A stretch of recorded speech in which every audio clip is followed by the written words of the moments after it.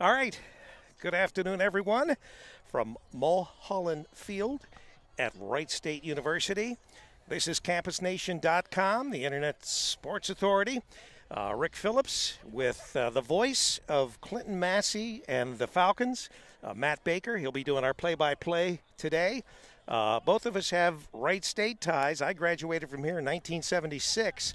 When did you graduate? Yeah, one of my degrees is from here. My career-based intervention program is all the way back in 2002. Ooh, that's old. Yeah. So I'm an old alum. Yeah. But we obviously are the Buckeyes broadcast crew, so we are here. We're going to try to be sort of even since we both have Wright State ties, and obviously we are doing this for our Buckeye network here. The game will get underway. We'll have kickoff at 1 o'clock. They've been warming up now and been here for about the last hour. It's a beautiful day. We got great sunshine, so we should have no problems, no rain today.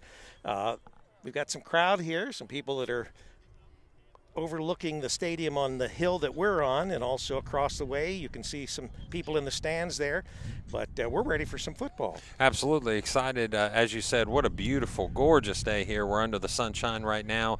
Probably a game time temperature of around 40, 41 degrees. It's going to get all the way up to 50, I think we said at one point. So. Right. And I had mentioned to you off the broadcast there that what a great field this is. I was not aware that this was here. My son comes here to Wright State for the nursing program, and this is tucked back just a little bit, but you can see it from 675 there. What a beautiful facility, and something that they're probably, as you mentioned, maybe going to add to at some point, a couple of more pointer points here. Right, and we could use just for the Wright State fans, we could use a press box for future broadcasts. If the Mulhollans happen to be listening, they can add to the field. We appreciate what they've done so far, but a press box would be nice. That's right. And if anyone has any idea, Mulhollan was president of Wright State University, and that this field is dedicated for them. And also, we have behind us a soccer field. I was telling Matt here that I was watching some ESPN Plus soccer here. The Raiders, I forget who they were playing. I'm old, I can't remember. But anyway, yes, the campus, this is a great campus. And considering the fact that when I was here, there were 4 buildings and a small dormitory, the student union. The campus has grown a little, but the original buildings were the actual quadrangle that is in the center, or it was in the center of the campus. But the campus has expanded, dramatically. And, of course, they built the Nutter Center. There are a lot of Beaver Creek ties here. Irv Nutter owned Delano Corporation, and he paid $1 million to put his name on that stadium on the Nutter Center. On the Nutter Center. And I went to school with he had 3 sons that I went to school with. And so, anyway, a lot of connections besides the fact that I went to Beaver Creek. And we've got some things I'm going to be showing maybe at halftime or whatever. I've got some pictures. My freshman year here, very unusual. I was not a theater major, but I had the lead in a play, Wilderness, by Eugene O'Neill, right here at Wright State University. And don't you think some of those theater majors were a little jealous of me for coming in as a freshman and getting the lead? But so I have some pictures from that I'll show later. And hopefully we'll have a great game today. Matt, the winner of this game, you want to explain? Sure. Yeah, it's going to be interesting. So we're going to see these two teams again next week, no matter what, because they're in the top 2 positions in the Great American Conference standings. The top two get to play each other in the first round of the playoffs. So it's just going to depend on where we're at next week, because the winner will decide if we're back up at Ohio State or we're going to stay here at Wright State on Mulhollan Field. So it'll be interesting to see how this game turns out. There have been some examples in the past where Ohio State has got the advantage and to a certain level a high advantage in this game. So it'll be interesting coming right out of the gate here to see what kind of excitement and fervor is brought by Wright State and the Ohio State and their counterparts there. I think right off the bat we're going to see some hard hitting. It's a beautiful day, so you're going to see everything left on this field, because it's going to be a deciding factor on where we play next week. And I believe in 2019, of course, the game was called at half because there were some Wright State injuries and they had brought a skeleton crew, so they didn't want anyone to get hurt. And we don't, normally you don't see that in regular college football, but in this case, these guys are playing because they love the game, Right. and there's no reason to get anyone hurt. But they brought their cheerleaders to Ohio State, and here they are across the way. They've got cheerleaders for their club football team. Isn't that great? I think what people don't realize is the level that club football tries to put kids and give them as far as an opportunity. So if you look at the NCFA website, one of the best websites I shared with you earlier that I've seen, it honestly looks like a Division I college website because of the amount of stats on there. I joked at our broadcast last night for Clinton Massey that if we wanted to know how many times the left tackle had tied his shoe in the third game, I think it might be on there actually. So we were able to research and get a lot of stats. We'll share those throughout the game, and some of these players that have seen action in every single game so far are starting to put together some nice numbers. Yeah, and of course, this being the last home game for Wright State and Ohio State, their last game was last week from Ohio State. We've broadcast, I believe, 4. This is the 5th game that we've broadcast this season. They started out losing 2 games to junior varsity teams. Saw that. Yeah, Denison was one of them, and Mount Union. Yeah. So obviously, we know Mount Union with several national championships at the Division III level, and they were a little more competitive with Denison. I think they're Division III as well. Yes, they are. And so they were just getting ready, I guess, for the regular season, for their scrimmage warm-ups or whatever. But that were their 2 only losses, and once again to junior varsity teams at the Division III level. So these teams will probably be fairly evenly matched. As far as the stats in that, I don't know how they compare. You've obviously looked at those stats more. But anyway, we're ready for some football, and yeah, I would say Garenstein had one of his best games against Denison. It was actually his highest yardage output for the year, second only to above the Toledo game, which he had last week. That was a phenomenal game, 600 yards of offense that we mentioned before. So it'll be interesting to see what he can do against a Wright State defense that statistically is one of the better defenses in the conference, in this Great American Conference. So right out of the gate, again, you're going to see an established defense against probably the power side of Ohio State, which is their offense. And I think that we're just about ready for kickoff here. Got about 5 minutes. The Buckeyes, they had finished their warm-ups, and I think they huddled back here just to go over their game plan for the final time. The Wright State cheerleaders are there, and I'm assuming that Wright State will come in from that corner of the stadium where we have it on the screen. And they've got their looks like it's going to be a flip here of the coin in just a second. We do want to send a shout out to all of our officials. We have Reggie Anderson, Brody Hannon, Tyler Smith, Nate St. New, and Andrew Engels are our officials for tonight. So we appreciate them, or this afternoon, appreciate them coming out and taking care of business for us here on the field, keep everybody safe. And as you mentioned before, that's one of the main goals here is these young men are coming out here to enjoy the game of football. They're not on scholarship. They're not getting paid. Very few financial or benefits. In fact, I'd say you're going to come away sore no matter what. So one of the things we want to do is make sure everybody stays safe, and the crew this afternoon, I'm sure, will take care of that. And I'm sure that a lot of the cost of transportation, that kind of thing, is probably borne by the guys themselves. Yeah. They come up maybe 2 or 3 in a car, and Ohio State coming down from Columbus. Some of the Wright State people probably are right here on campus, I would imagine. Yeah, they're close, but it's just for the love of the game. I mean, these kids are just respectful of what they've been given as far as an opportunity. They understand that it's, there's not going to be huge crowds here, although we do have some people in the stands and on the side of the hill today. They're just doing it because they love. They want to not give up their dream of continuing to play football. I've got the pleasure of knowing a few of these players personally, a couple of them coming from Clinton Massey. So we know they just want to stay on the field and enjoy some time, some time with their comrades still on the green grass, and enjoy maybe one last go at it. And again, what's interesting is club football is treated very similarly to football at the D1, D2, and D3 levels, and that is that you get eligibility years, that stats are kept, that as far as how they look oh my gosh, they look great. That's right. I mean, they look wonderful. Yeah. The uniforms are gorgeous. I mean, as far as Wright State and Ohio State, both of them are decked out pretty nice in their uniforms. So, like you said, whether that's taken on the cost by them or by the university, we appreciate the efforts that's been put out and the looks. So, coming into this game, I think you're going to see the Ohio State offense led by 3 individuals. That's Kellen Gerenstein. And that's number 4. He's the quarterback for Ohio State. He's had 1,164 yards passing with 9 touchdowns passing and 6 touchdowns rushing. So everything's going to flow through him. He is a player out of Floosmore, Illinois. I don't think I've ever had the pleasure of visiting Floosmore, but nor have I. Yeah, so we'll see if we can. At one point, maybe we'll have a broadcast from Floosmore, Illinois. You never know. Last week, he did go 17 for 32 for 237 yards, his second highest yardage total for the year with 2 TDs versus Toledo. And then it's also going to be in the hands of Jalen Haley. Jalen Haley is 3rd in the NCFA with 6 touchdowns and 545 yards, 202 yards, and a kickoff return production. He is a Zanesville product. So that's Jalen Haley. And then Casey Scroggins is their leading receiver, and he has 5 touchdowns so far in the year. So defensively, Ohio State's going to be led by Hunter St. Andre, with 40 tackles.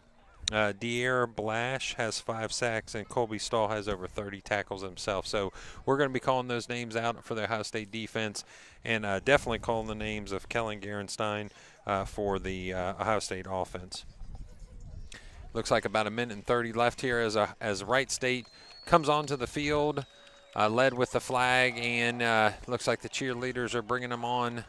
And it's interesting to see, like you said, a club football team having cheerleaders is awesome for those gentlemen as they trot onto the field here to get ready for play with about a minute left before kickoff. On the Wright State side of things, offensively, everything's going to go through Noah Snyder. Noah Snyder has 609 passing yards with 6 touchdowns in the air, 5 rushing. It is against 5 interceptions, though, so he has been a little bit turnover-led at some point, having a couple in one single game.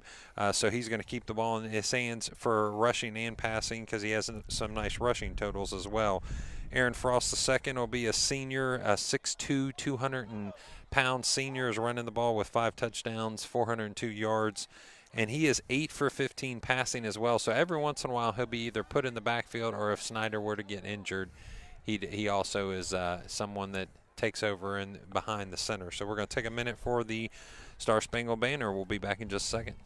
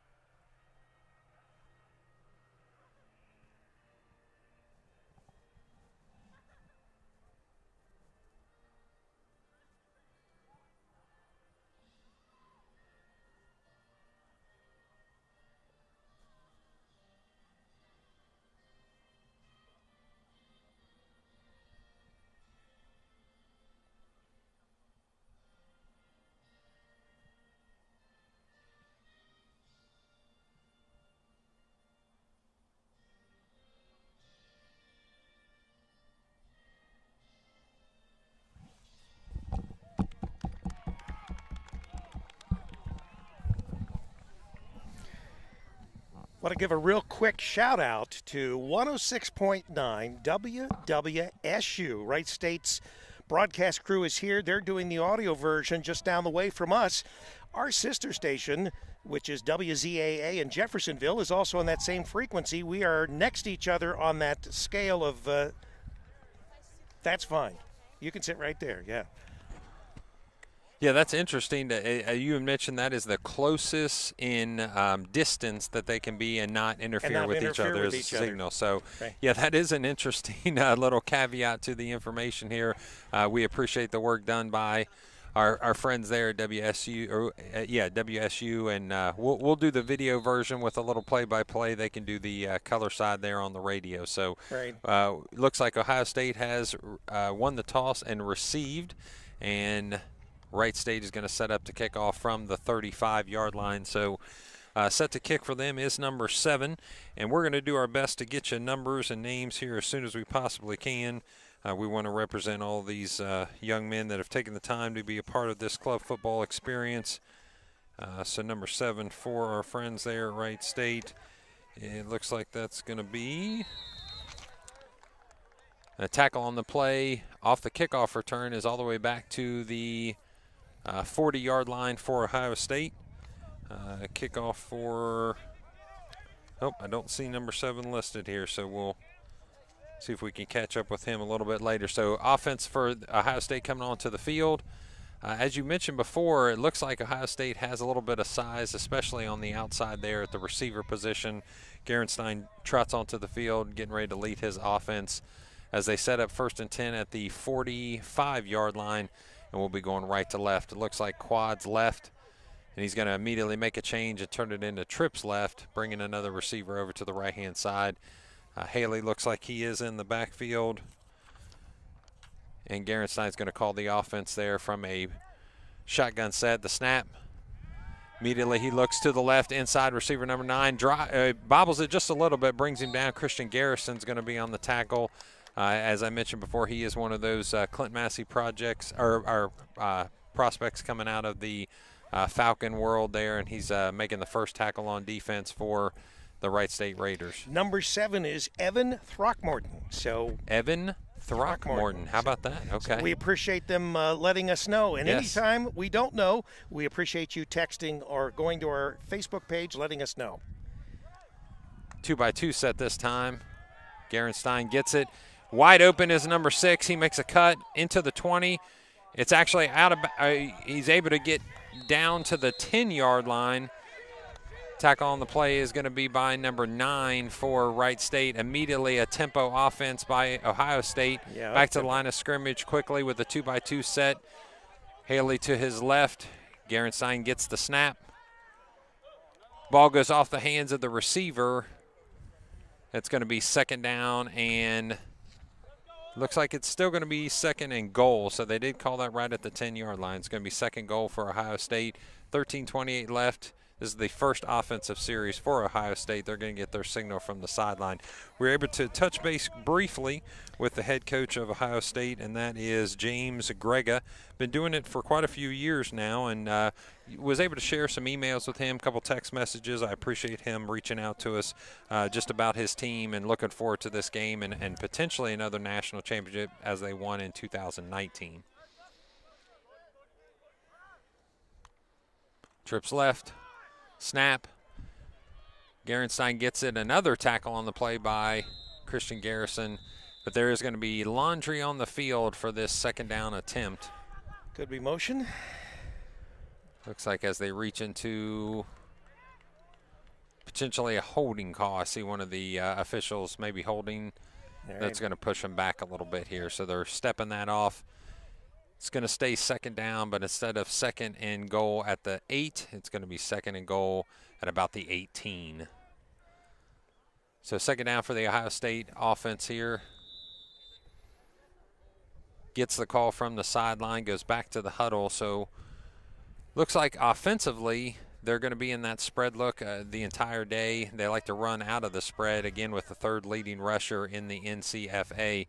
As you see, we're going to stop play for just a second as one of the defenders tried to get some of the equipment off of him and get it over to the sideline, and we had to stop play, but we're back to it here. Looks like motion from the right-hand side of the offense. The snap goes to Kellen. The throw, wide open in the end zone. That's going to be a touchdown to number 14 for Ohio State. Number 14 is Adam Bardak. Adam Bardak is a 6th year, but he's a 5th-year senior coming out of Buffalo, New York. So little east side representing there, of the Atlantic side representing. So a quick score with only 12:49 left in the first quarter. So you just had a couple minutes tick off there. The Ohio State already put 6 on the board as the kick comes by number 35. for Ohio State. That's up. It's good. And it's good. So 35 is David Rive Jr. He's actually a freshman from San Juan, Puerto Rico. Oh. Yes, we mentioned that we're going to probably see a lot of. Well, no, we had said that international players because although at this Puerto point, Rico is not a state. Yeah, considered in the territory of the United States, but at least outside of the contiguous 48. Yeah, right. So. But it is interesting because of Ohio State being such an eclectic mix of students. I'm sure multiple countries and languages represented. You're going to have some different representation here on the football team as well. So I'll tell you what I've noticed right away just in this first series and this first exchange of kickoff and kickoff return.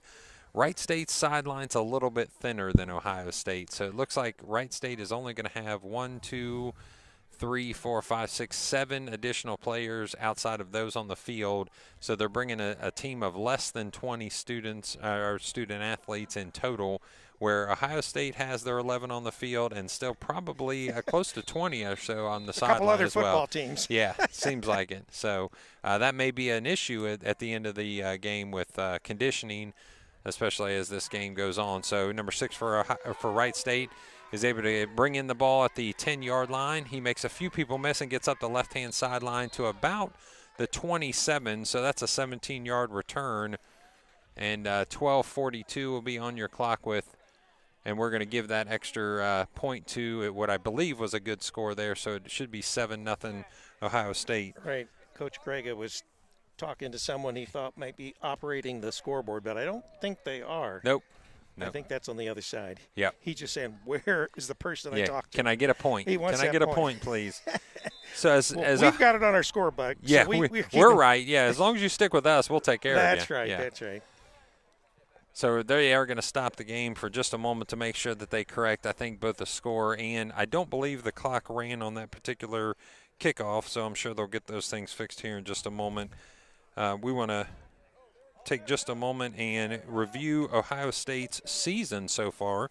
So as Ohio State has played, they are 4-2. They are actually tied along the top of the conference. This will be for the conference win, depending on who gets this game today. So Ohio State sets up in their defense. Looks like a 4-3 look with a backer coming with pressure. That should be Frost with the ball, and he spins and gets just about a yard on first down. It'll be 2nd and 9. Let's see if we can get. We'll call out some players here for defense here in just a moment.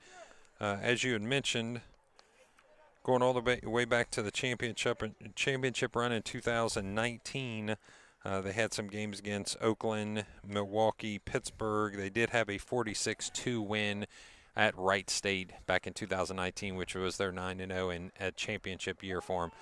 So the handoff goes immediately to Frost, and he's going to be brought down quickly. It's going to be 3rd down, and he's going to lose just a couple yards there as he goes outside of the field, and it's going to be an exchange of a couple players there on the offensive line. So this time it's 3rd and 12.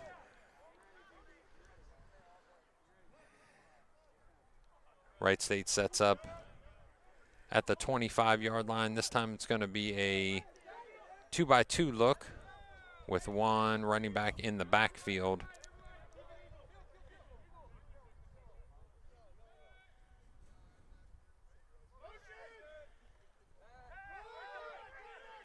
Swallowed up quickly was the Wright State quarterback. He's brought down.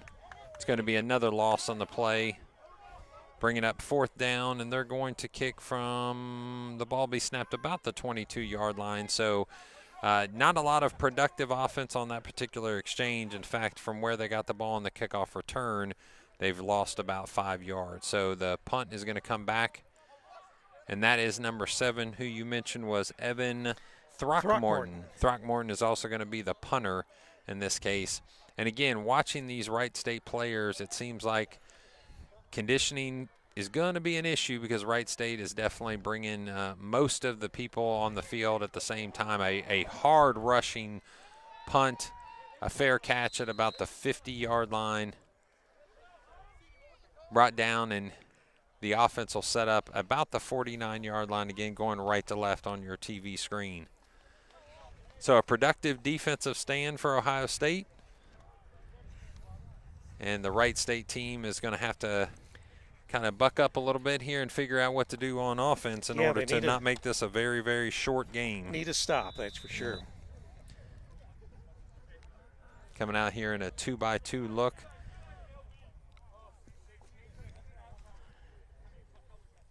Staying in the spread with a motion by number 5, goes out and orbits around. Looks like that should be Haley. It's going to be a good play on defense by Wright State after a stop of probably about a 5-yard game. It's going to be 2nd and 5.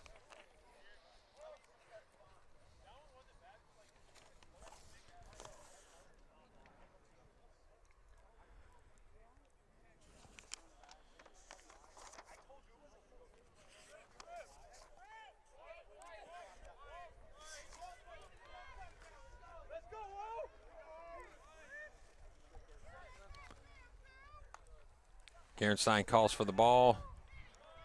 Goes back to Haley. He's almost brought down in the backfield, but a nice play and a way to make a few people miss. Twisting and turning. He turns into a positive gain, goes out of bounds at the 35-yard line.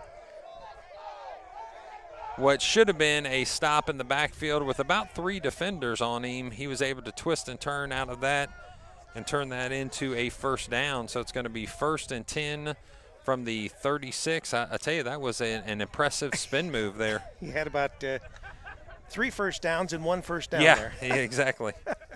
Hit enough runs of first down, that's for sure. So setting up the offense again. This time it's an empty set. Motion brings Haley back into the backfield. The snap. He sets up the long pass, almost intercepted by Evan Throckmorton. Ball falls to the ground there. We've been mentioning his name frequently. Yeah, I tell you, he's a busy man. Again, it looks like a very similar 11 are on and off the field pretty frequently for the Wright State Raiders. So it's going to be a long day for some of these players, that's for sure. Reviewing the Ohio State's 2021 campaign, as you mentioned, a couple losses quickly to Mount Union and Denison JV squads, but they beat Oakland 49-0. They had a 1-point win over George Mason, and this time the handoff goes to number 7 for Ohio State.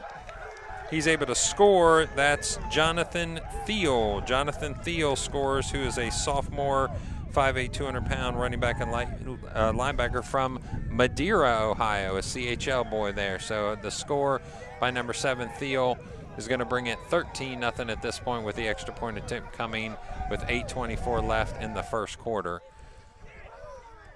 So we'll say his counterparts on the sideline very excited for Thiel in order to score there. I like seeing one of those players maybe that doesn't get quite the recognition and time on the field, probably getting a couple extra touches there, and the score there for Ohio State. And they're going to go up by 14 with 8:21 left in the first quarter. So, Rick, I'll tell you, we want to make sure that they're doing their thing here, but Wright State better create some defense, or it's going to be a long day for them. Yeah, it's going to be a long day for them. So touching base on some of the players from Ohio State.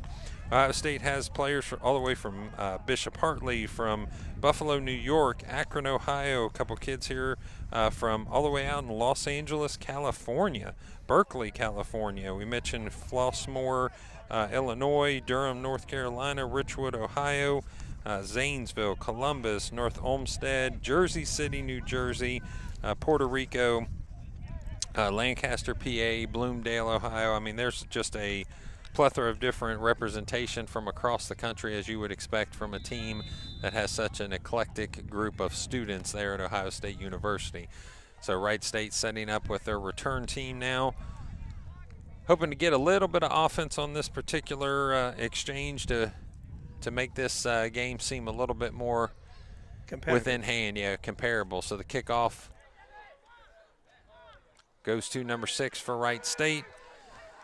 He finds an opening up the middle. He twists and turns, He's going to be brought down. A good return again at the 29-yard line. So that is a 24-yard return. Not bad. Yeah, 2 in a row that young man, same number 6, has been able to bring the ball back. First time over 17, this time over 20 yards. Number 6 for them is, like I mentioned, Aaron Frost, the second, playing both receiver, running back, kickoff return specialist, kind of the man of many hats, if you will. Number 21, I believe, is the gentleman they've got in the quarterback position. That is Jacob Hook. So I don't see Snyder in the game unless they've changed his number. Snyder's listed as number 11. Hook gets the snap, throws. He's going to overthrow his receiver on the left-hand side. That's number 8. It's Kevin Burnett.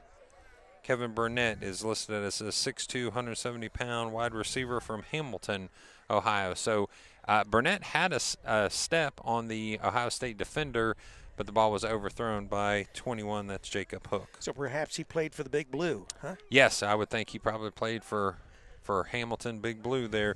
Coming back onto the field, number 72, Chase Mansell, listed at 6'6", 340-pound DTE and O lineman from New Carlisle, Ohio. So he takes his position on the offensive line.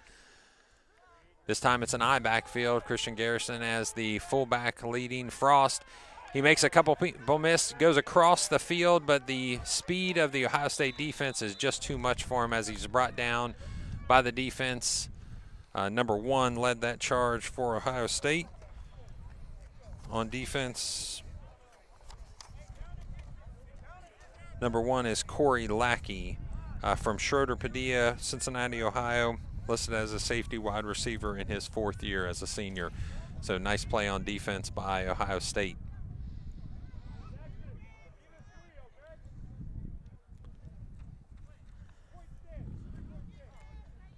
Hook gets the play in, sets his offense up.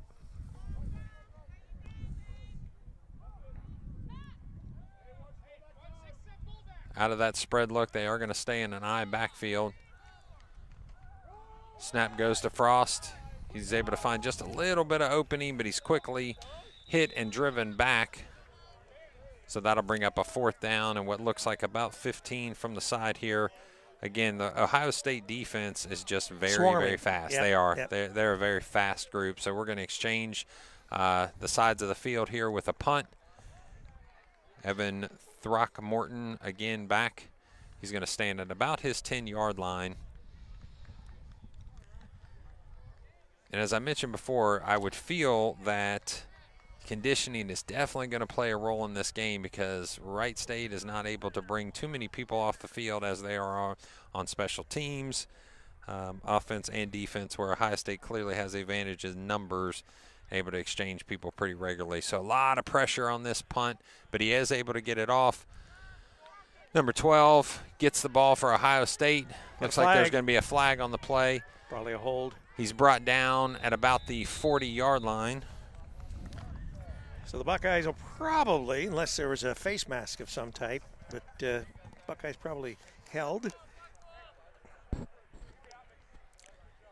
We're trying to get you some numbers here. So number 12, who caught that punt and had a nice return except for the penalty. We do not have him listed on our current roster sheet. Which number here. is that? 12. Number 12. Number 12. If you have a friend that wears number 12 for Ohio State, we'd love to know and give some credit to that young man for a nice punt return there. So the penalty on Ohio State, as we said, holding. It's going to set him right at the 45-yard line. Again, going from right to left with a 14-0 lead with 6:06 left in the first quarter. Ohio State comes in an empty backfield. The snap, the pass quickly goes to Haley. He spins, makes one person miss, makes a second person miss, make a third person miss. There He's goes. still running down the sideline, but he's going to be tackled out of bounds by number 99 for Wright State. That's Scroggins. Okay, so Scroggins, let's see if we can get See how they list Scroggins here.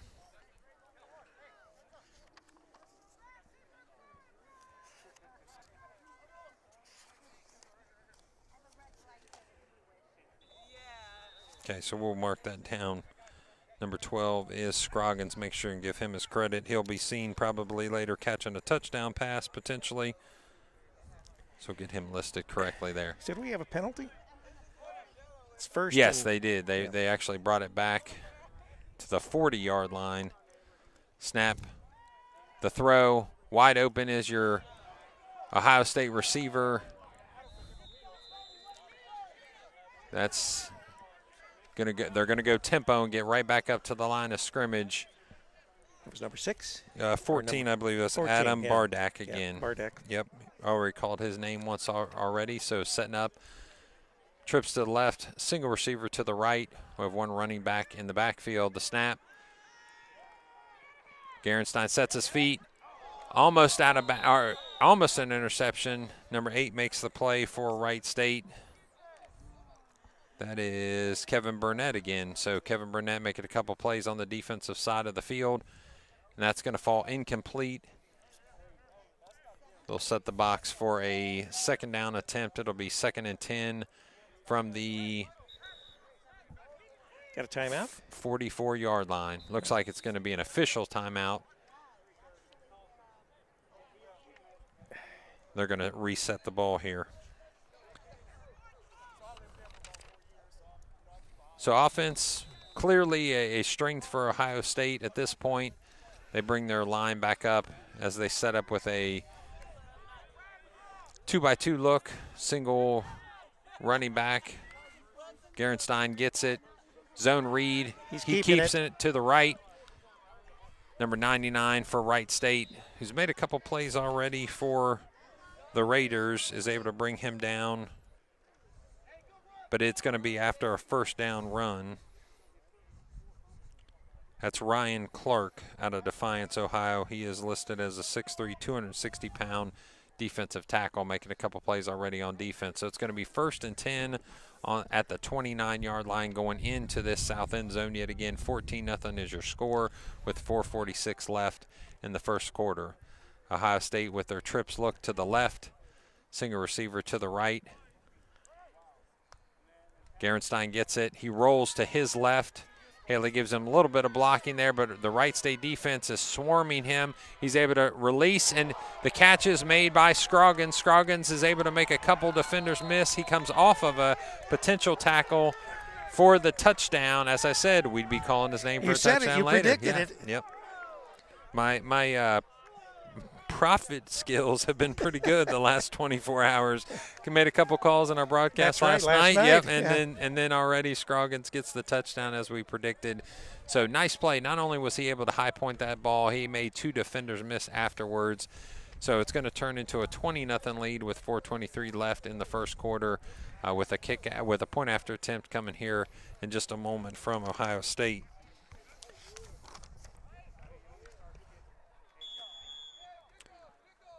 Kickoff team is going to be brought back onto the field. That point after attempt was good. That point after attempt, number 35, David Rive Jr., our friend from Puerto Rico. So excellent job by Ohio State, just pouring it on offensively at this point. Speed is definitely a factor. I would say that their overall team speed is excellent. It's been good. It's been very standoutish at this point. Rive Jr. will set up his tee at the 35-yard line, bringing his kickoff team, who's had a couple opportunities already, and we'll see what kind of coverage we get and see what kind of return that Frost II can give us for Wright State. We thank all of our viewers here at Campus Nation. Join us at campusnation.com or go to our Facebook page and like us, in order for us to make sure we can continue bringing this great content to you. Ohio State Club athletics, as well as some of our high school. Frost II gets it. He's able to return the ball after getting it at about the 9-yard line, brings it out to the 19-yard line, so a 10-yard return Definitely has a lot of athleticism, Frost, and has great size too. I think at this point he's just looking for a little help from his blocking buddies there to give him an opening for him to be able to spring out. So Wright State needs to get a first down. They need to keep their defense off the field, although many of their players actually play both sides of the ball, so they need to make sure that they give a little break to a couple of those guys. Yeah, it's a lot like small high schools. It is. You know, they have to play both sides in order to feel the. So we got. It's like a 2-by-2 look. It looks like Garrison is in the backfield there as a personal protector for Hook. Hook gets the snap. Immediately, he's getting pressure. He just runs to the left-hand side and goes out of bounds. He's met by about 4 different Ohio State tacklers there on the play for Ohio State. It looks like that's 62, and that's Kenneth.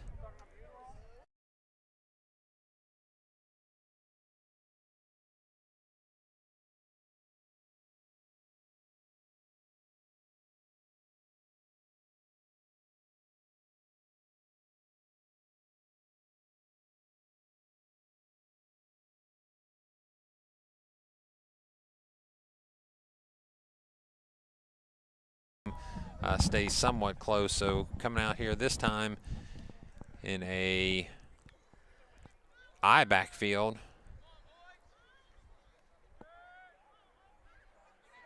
Motion out of the backfield for Wright State. The pitch goes to Frost. Frost gets a little bit of blocking up front. He makes one person miss by pushing him off, but he's swallowed up by that Buckeye defense very quickly. And this time it's going to be a penalty on the play. Oh, we got some pushing. Little push by both of them. There's 2 flags that are kind of come out. So what looked like maybe a penalty in favor of Wright State's probably going to be wiped off into a offsetting penalty by the extracurriculars from Frost.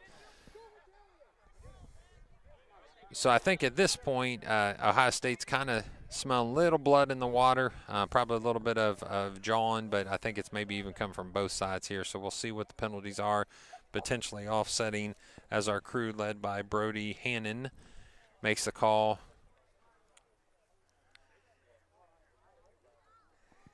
Well, these teams, they know each other, so this isn't the first rodeo here for them. So it looks like they're going to march both of those penalties against Wright State, which is going to bring the ball at the 2-yard line as Frost steps off of the field back onto his sideline. Probably some frustration, down 21-0. You know, you're hoping to be a lot more competitive in the game. It's not happening right now. Right. Especially when you find a lead, team. You're both winning the conference at this point at 2-2 in the conference play, and Wright State's 5-2 overall. Ohio State's 4-2 overall. So you definitely wanted to have a little better showing than what you've seen so far with a 28-0 score with 3 minutes still left, and the ball pinned deep into the Wright State territory there on the 2-yard line. So Ohio State, looks like 2 motions. So that means it's going to be a illegal procedure penalty with Ohio State getting the fumble. That is an illegal shift, which occurred prior to the play, but they allowed the play to go, which means that they're going to decline the penalty. The fumble recovery is going to be recovered at about they're going to just set that at the 1-yard line. So Buckeyes offense are going to take over.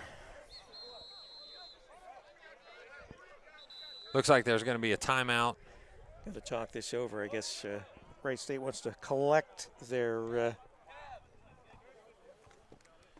And while we're doing that, we'll take just a moment to send some appreciation out to our sponsors. Sponsoring today's game is Crystal Duncan Realtor, Keller Williams Pinnacle Group. Crystal Duncan, your Clinton Massey hometown realtor. Crystal is from Keller Williams Pinnacle Group, and she invites you to give her a call at all your real estate needs, whether buying or selling, new construction, residential, or commercial. Her 24 years experience in the business will help you achieve all of your dreams.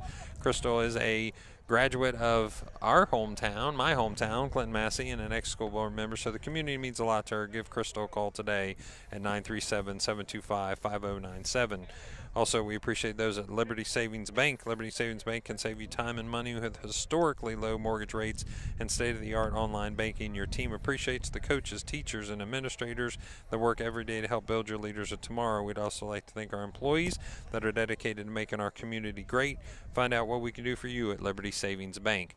So Wright State's going to come back and trot on the field after that timeout.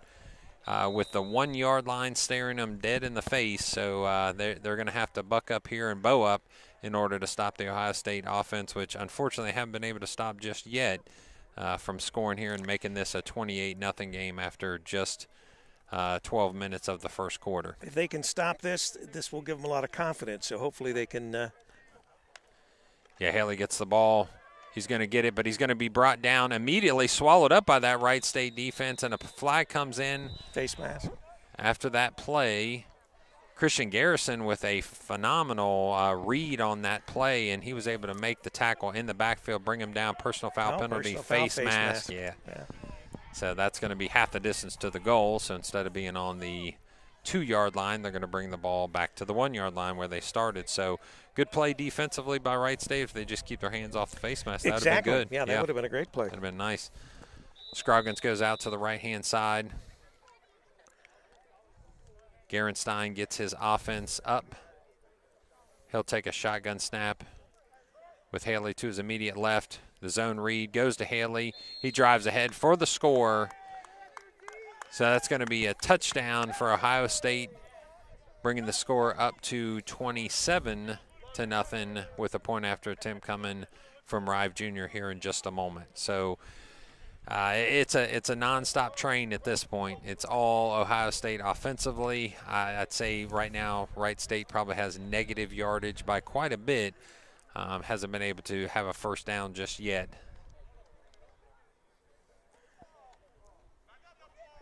Yeah, the Buckeyes have been, as we say, dominant. Clearly dominant at this point. So Rive Jr., the kick, it's up, and it's good. I'll tell you, he has got a nice little leg on him. He's been able to kick the kickoffs down to about the 8 yard line. He put that one through, an extra point attempt into the trees here at Mulhollan Field. Brought back onto the field will be the Ohio State kickoff team. Kickoff return team will set up for Wright State. And again, you're looking for any kind of spark, any kind of offense or offensive threat here for Wright State. Maybe a run back, huh? Something. They need some blocking up front in order to get that run back, and I'd say that they're resetting their kickoff return team here. It looks like they've got a couple players that are making the change out. And from what I see, it looks like Frost has taken his equipment off on the far side because he had the pink socks on. It looks like he's got a ice pack on his leg, so he might be done for the day, which means their best offensive threat is already off the field. This time the ball's going to go low. That is a live ball, so Burnett's going to have to pick that up. He's going to go down the right-hand side and go out of bounds before he's tackled by Ohio State's return kickoff team, coverage team. But they're going to set up at the 25-yard line. It's about where they've started most of their offensive series. Let's see if they can get a little offense going. Again, just a first down would be beneficial to keep their defense off the field or to just stop Ohio State from scoring. Yeah, and that has to be disconcerting that he's out now. And this is what we saw in 19. Wright State had some injuries early, and we've already started again. Mm-hmm. Well, and these gentlemen, like we said, they're not scholarship players. They're playing for the love of the game. So sometimes those nicks and bruises can hurt a little bit more if they're doing it just for fun. It becomes less fun when it's hurting while they're doing it. So Wright State sets up this time. Two receivers to the left. Hook quickly, tries to release the ball. He is able to release the ball, and the ball is going to go into the hands of number 0. That's going to be a first down for Wright State. That is going to be their actual first down. Nice catch. But there is going to be a flag on the field. Oh, let's hope it doesn't come back. Personal foul, roughing the passer is going to be the call against Ohio State, so they're going to tack on a few extra yards there for Wright State in order to give them a flipping the field perspective here. That was Destin McCartney. Destin McCartney is the leading receiver for Wright State up to this point in the year.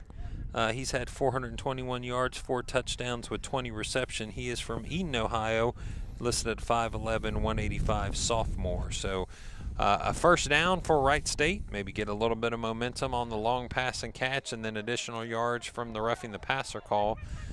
I would question where Snyder is. Snyder is a big part of their offense and not here today. Ball goes and gets snapped. Number 1 for Wright State is swallowed up quickly by the Ohio State defense. That is Jackson Smith. Jackson Smith gets the handoff, is not able to gain any yards. In fact, he's going to lose 1 in the process. So on defense, the speed that you saw on offense is replicated on defense for Ohio State. As soon as the ball snapped, it's just they're in the backfield. And I would imagine this is 4-down territory for Wright State, so the Raiders will they'll have at least an extra down to try to get this into the end zone. That last defensive play was made by Kwame Pepra.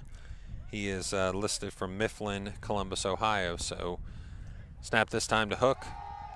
He gets the ball. He's rushed out of the pocket. He's throwing to his right. Ball goes in the air, almost caught by McCartney. But it's going to be 3rd down and 12. So not a bad pass. He did throw into double coverage there. McCartney had just sailed slightly over his head, got almost one hand on it. So they're going to set up with 3rd down here. And like you said, you're definitely thinking 2-down territory at this point. Get the rest of 3rd down and then potentially 4th down if you can't convert. And you know what? It's kind of interesting, Rick. I don't know about you. It seems like there's been a nice little crowd fill out for here. I mean, you can see on our right-hand side here, there's quite a few people enjoying the across the way. Yep. I mean, stands are starting to fill a little bit. We see the same scenario up at Ohio State. Yep. So Hook gets the snap, sets up with his defender. Don't know who he was throwing to there.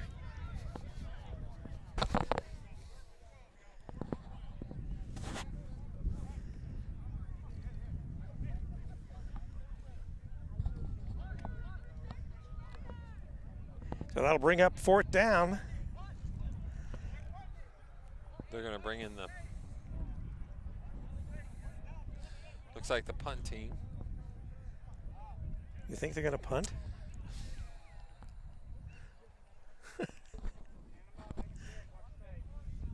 Yep, looks. That's it.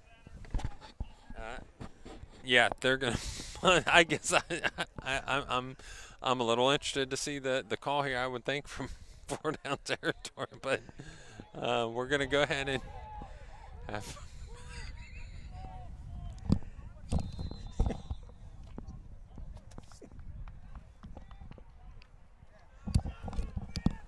So that's the best offensive series by Wright State. I guess I'm intrigued by that choice. Oh, you mean that they punted? You're down by 28 points. I mean, why not go for it at that point? But that's the best field position that you've gotten all game. But that did put them nice and tight on the goal line there. So it looks like they are going to set up 1st down on the 2. 1st and 10 from the 2-yard line. So a nice punt down there deep into the territory for Wright State. They're setting up their defense because of a spread look. They're in a 4-2. Again, Gerstenstein gets the handoff, or takes the handoff, gives it to Haley. Haley's able to get positive yardage there on that 1st down run.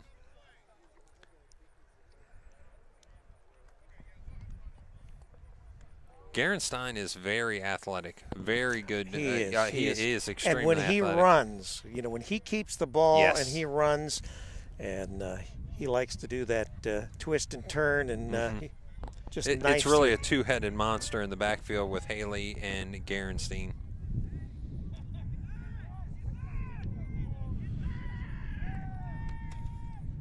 The pass, the bubble screen goes. I believe that's Scoggins. Scoggins is going to finish this play on the right-hand side going out of bounds.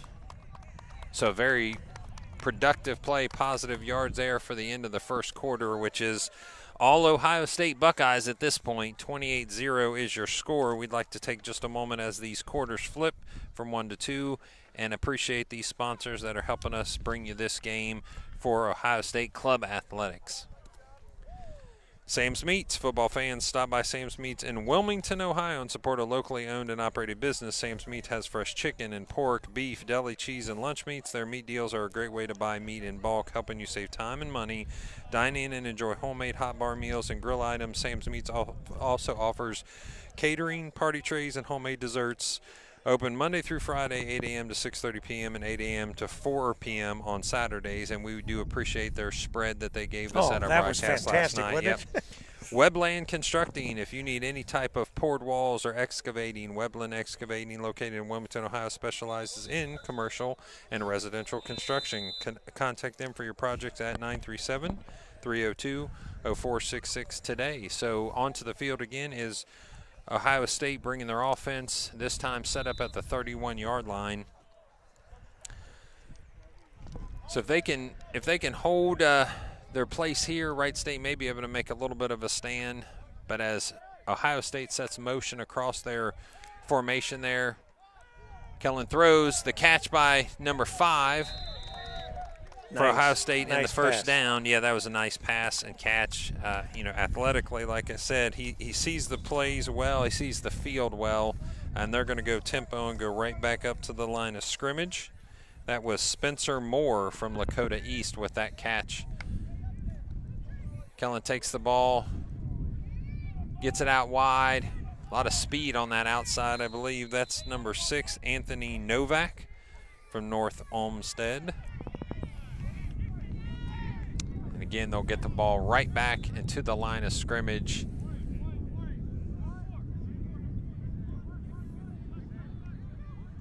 Gerenstein sets up in the pistol formation. The quick snap, the long throw, beautiful spiral, out to Scoggins, the catch. And he toe taps down to stay in bounds, but they do not give him the touchdown. It looked like he knocked down the pylon in the process, but they're going to call him out of bounds at what looks to be at about the 1-yard line. So high pointed that ball, had a defender behind him and in front of him, but what a beautiful pass. Beautiful. Snap, quarterback sneak. It's going to be a penalty on the play. Before the ball is snapped, they did throw the flag. So what looks like to be a touchdown is going to have to be talked about here with the penalty. See if we can get that call. It might be encroachment, and then they're going to call that. That's a touchdown. That's going to be a touchdown, yeah. So I think they're calling a encroachment penalty that they're going to waive off there, decline that penalty, and it's going to be another touchdown by the Buckeyes with 13:45 left in the second quarter now. A 34 and possibly 35-point lead coming here with the point after attempt.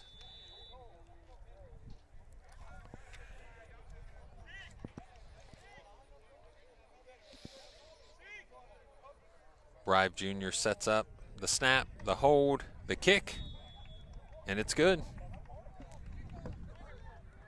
He's money from those PT positions.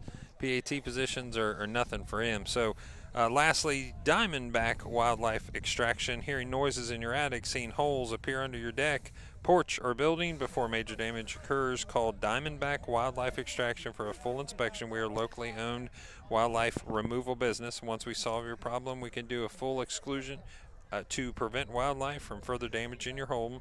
We're the answer to your problem, so call us at 937-302-6372 or check us out at Facebook at Diamondback Wildlife Extraction. We strike back. We appreciate those that are joining in here at Campus Nation, campusnation.com. We'd like to thank you for tuning in and stay up to date on all your broadcasts, upcoming or archived. Make sure you like the Campus Nation Facebook page and subscribe to the YouTube channel. Campus Nation will be hopefully carrying Ohio State Club athletics for the foreseeable future. If you're looking to gain exposure and engagement for your business, becoming a sponsor with Campus Nation is a great opportunity to do so. So contact Rick Phillips, our color man today, 937-527-6674. Again, 937-527-6674. Sign up or message us at Campus Nation Facebook for more information. The kick stays low. Hook gets it. He's able to run it back and gain some positive yardage on the right-hand side. He's going to get it almost to the 50-yard line. So that'll be the best field position that they have to start off the game for Wright State. So Ohio State at this point wants to see what they can do defensively. They've only given up 1 first down. Then they had a penalty on top of that. So at this point, I'm thinking they're wanting to make sure that they keep the Wright State from getting another first down. They're not worried about them scoring. They're worried about them even gaining yardage at this point. Well, they're probably getting ready for next week's game as well. Yeah, it'd be interesting because these are the two teams that are going to be playing, and unless there's a dramatic change in scoring in the next, quarter or so, I would say that we're going to be playing that game up at Ohio State, and you'd have to think at this point that they're thinking about what it will look like. Again, without Noah Snyder in there for Wright State, maybe that would change things just a little bit. He is the leader of the offense for Wright State. So Hook gets the ball. The pass goes to number 7, Evan. We've got him. He's our kicker. That's Evan Throckmorton. Yeah, Throckmorton. Good catch, good run. Yeah, it was. Excellent catch. So just on cue, again, my prophetic skills I've been on for the last 24 hours or so. So, Ohio State is definitely looking to stop any positive yardage and had up to this point other than 1 first down. That's another first down by Wright State. So on the move are the Raiders. Hook gets his offense set. The defense is set for, looks like, Ohio State. Trying to get you some numbers here. As defense gets set up in their 3-by-3 look, it looks like. Also bringing in a blitzer off the right-hand side. Hook throws the ball to the right-hand side. That was trying to get to McCartney, but he stayed down the seam of the field rather than breaking out to the outside where Hook was throwing the ball. So I think, if I'm guessing, Hook is not your normal quarterback, seeing that Noah Snyder's had a majority of the offense for the year. So you're going to have a little issue with your receivers and him being on the same page. Timing, that kind of stuff, yeah. Especially if you're running option routes. Many people know in football there's option routes, so the receiver gets to make a decision once they get to a certain yardage mark. And in that time, Devin McCarty stayed on the seam rather than going to the outside.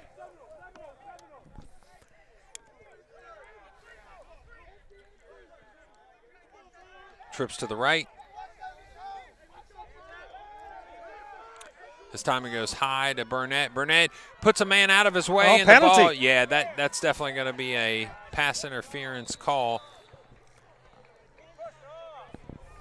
The play goes to, that was to Burnett. Looked like there was 2 defenders inside of his chest there, so it's going to be what was a 2nd down and 10. So it's going to be half the distance to the Half goal the line? distance, and it's going to be an automatic first down. Pass interference on the defense. So Wright State clearly in the best drive that they had all game. They need to capitalize on this if they have any Definitely hope need to. Yeah, making any chance. There we go. They're going to reset the ball there down at the 12-yard line. Wright State changes out a few of the players onto the field. For the Raiders is number 7. That's Evan Throckmorton again. Had a very successful catch and run. They're running off the wristbands. So checking out their plays there as they get set, this time in an I backfield. 2 receivers to the right, 1 receiver to the left. That's Burnett. Had the penalty called on the defense of him. Looked like Hook is brought down and sacked behind the line of scrimmage. That's going to be about a 7-yard loss, 7-yard loss.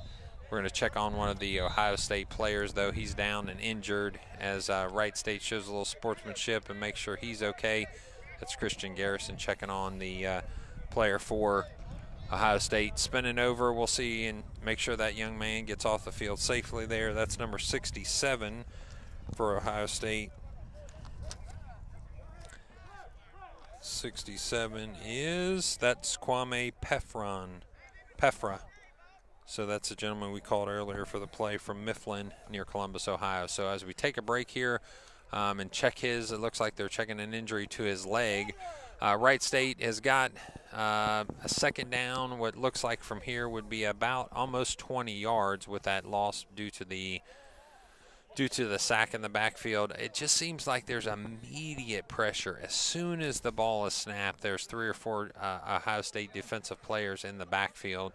And if that's what you have to do, if you have to run around, then immediately you need to get moving and on the run and turn this into more of a rolling to the right, rolling to the left pass game here. So they're able to, with some help by a couple different players, Pefra is going to be able to get off of the field here. So the defense is going to get reset for Ohio State as the Wright State offense gets reset and come back to the field here. You know, it'd be interesting, Rick. I don't know if these coaches do this in paid positions or are they doing this just voluntarily. I know that Grega, who's been at Ohio State for a few years now and then won a national championship in 2019, I just wonder if he's doing this in paid positions, or are they? I'm not sure, but I'll tell you what, there isn't a more thorough coach as far as the stuff that he writes for us and the things that he publishes his blog. He's definitely got all the I's dotted and the T's crossed. Yeah, definitely a detailed gentleman, because we were able to exchange a few emails earlier this week, and I appreciate that. So the ball on the ground this time. Buckeyes indicating they've recovered the ball, but they're going to stop the play, and it is going to be Ohio State Buckeye ball. So a fumble on the handoff is going to give a change of possession to Ohio State. So defense comes up strong after a good drive by the Wright State Raiders. They're able to get a turnover with a fumble on the handoff.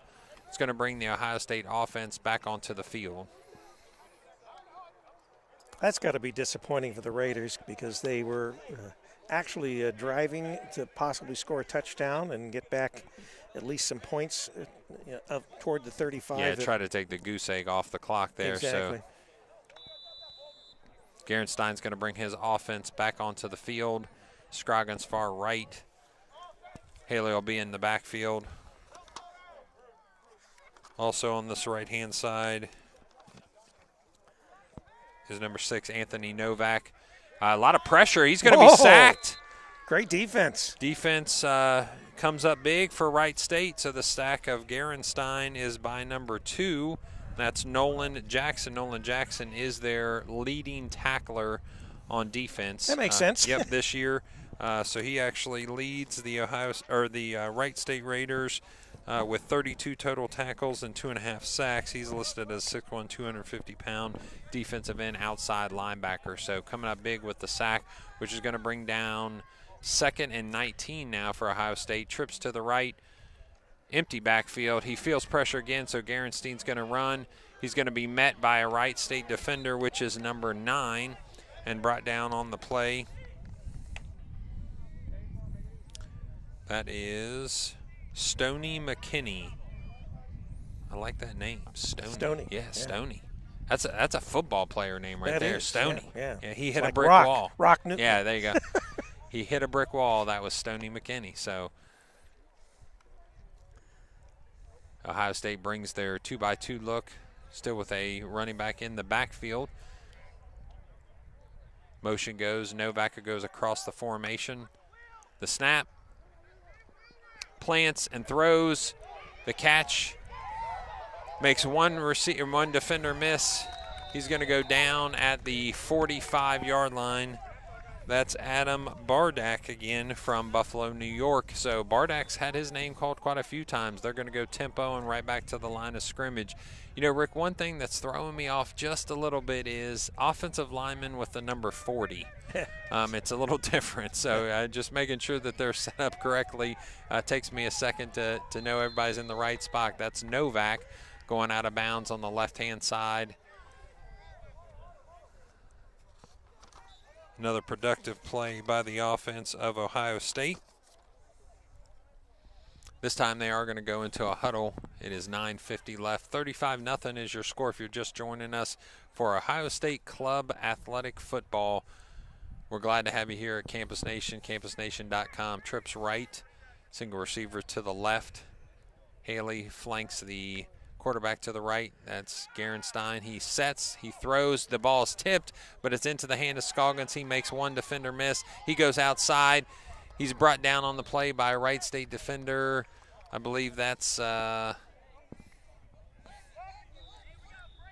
somebody's going to stay down. That's Wright State's defender has made the tackle but then stayed down in the process, so we're going to check on him in just a second. If I were to guess, that is Christian Garrison. Yeah, so Christian Garrison.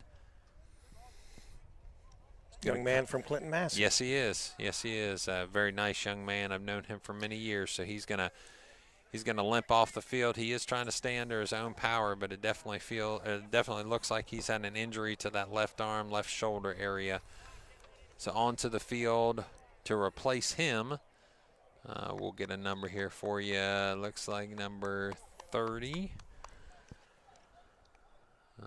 Number 30 for Wright State. But he actually trots back off the field. And that would have been Chase Camps. So one Clinton Massey guy replacing another Clinton Massey guy, but he trots back off the field as the defense gets set up for Wright State. The snap. The handoff goes to Haley. He's got a wide open space on the left-hand side. He makes a couple people miss, then goes out of bounds. On a first down run, he's going to go out of bounds at about the 25-yard line, which is going to reset the box with second down and what looks like about 2 yards. So 2nd and 2 as the clock winds with 8:56 left. 35-0 is your score. Ohio State has poured on the offense up to this point.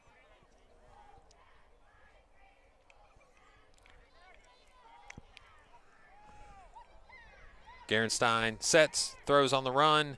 He's going to overthrow his intended receiver, which is Scoggins, in the right corner of the end zone. You can hear the Wright State cheerleaders still cheering on their team, even down by 35 points to this crowd here that has started to fill in, like we said, the stands again. Beautiful day, what's turned out to an absolutely gorgeous day with the sun. Perfect day for football. football. It's a nice day for football. It's keeping everybody a little bit cooler, so hopefully conditioning is not going to be an issue so much for either one of these teams. So we'll try to see a check on Garrison there as we come into halftime here in the next 8 minutes or so. Make sure that young man's all right for Wright State. And I know they've already lost one player as Frost got lost early in the game. This time Haley gets it to the right-hand side. He's outrunning a defender. He's going to try to get right inside the pylon. He stops, scores, hands the ball to the ref. It's going to be another score for Ohio State. Once again, that speed. Yeah, that speed. He was able to outrun about 3 defenders off to his right-hand side, finding opening there on the right side near the pylon to increase the lead for Ohio State. Right now it's 41-0 with the point after attempt coming. 8:28 left in the second quarter. Rive Jr. sets up. Plants his foot, waits for the snap and the hold. The snap, the kick, and it's good. No, that's high school. So he's up 42-0 at this point. Greg is probably thinking, okay, what do I need to work on as this game starts to get out of hand? I think he's even making some changes on the kickoff coverage team. It looks like there's a couple moves there on the kickoff coverage team, which gives a couple kids an opportunity that I'm sure have been practicing all week, maybe even all season, get a couple extra snaps in. It's always good when you're thinking about the playoffs and coming into the playoff season so that you've got everybody with some snaps and some participation there. So as Wright State has to find a little bit of coverage for their kickoff return team with Garrison out, who was one of the guys in this front line. Looks like they have been able to replace those needs on the kickoff return side of the ball.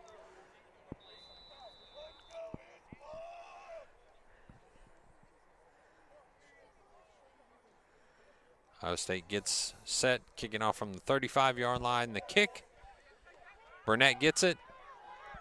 Long strides, he crosses the field, then he's able to come outside, get some additional yardage. One stiff arm's going to put him out at the 45-yard line. That's a nice return. Run back. A kickoff return has probably been one of the best parts of the game so far for Wright State. They definitely have some athleticism in that back return field, but once the offense gets on the field, unfortunately, other than a couple drives, they haven't been able to move it consistently. Yep, been sputtering. Yeah, and penalties have been a benefit to them from the Ohio State side of the ball. So this time they'll set up at the 49-yard line.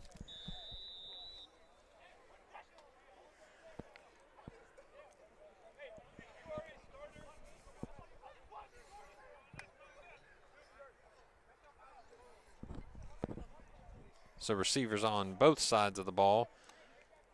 Looks like they're going to go with an I backfield this time. Tied into the right. Receivers on both sides, single receivers. The snap, the handoff, stops, cuts. It's going to get right back to the line of scrimmage, so it'll be 2nd and 10 for the Wright State Raiders. So the Wright State Raiders bring in another running back to see if they can get some offense started with number 1, and number 1 is Jackson Smith from Middletown, Ohio. So Jackson Smith with the carry there. I think they also brought in one of their defenders to play fullback. Let's see if we can get you a number on that person as well. Is that number 3? Actually, that's not a defender. That I thought that was Nolan Jackson for a second. So they brought in Cody Smith at the running back position. So this time they're going to go spread with a running back on each side. The ball's going to be thrown but intercepted by Ohio State. So the Jackson Smith turns into a defender there. So the pick and the return of about 10 yards. Ohio State's going to take over after that turnover with first and 10 on the 45-yard line going in. So a short field with the turnover and a 42-0 lead.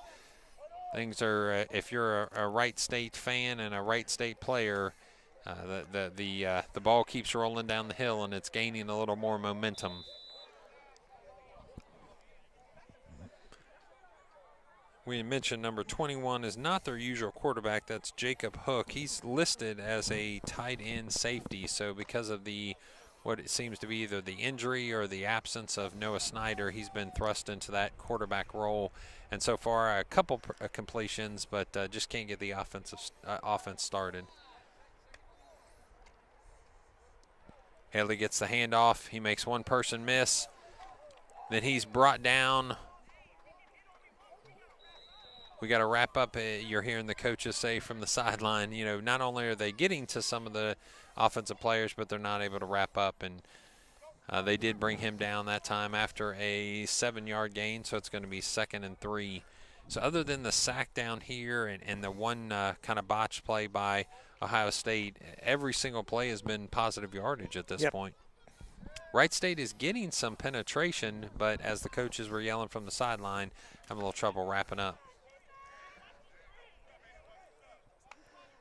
Trips to the left. Haley gets the ball again. Finds a little bit of a crease, but it is a quick response from the Wright State defense. The tackle is made, but they are going to be able to move the chains. That is a first down run for Haley on that. Garrett Stein gets the call directly from Grega this time. He's going to bring that back to his huddle, which is set up at about the 45-yard line. The ball will be snapped from the 30-yard line, 35-yard line.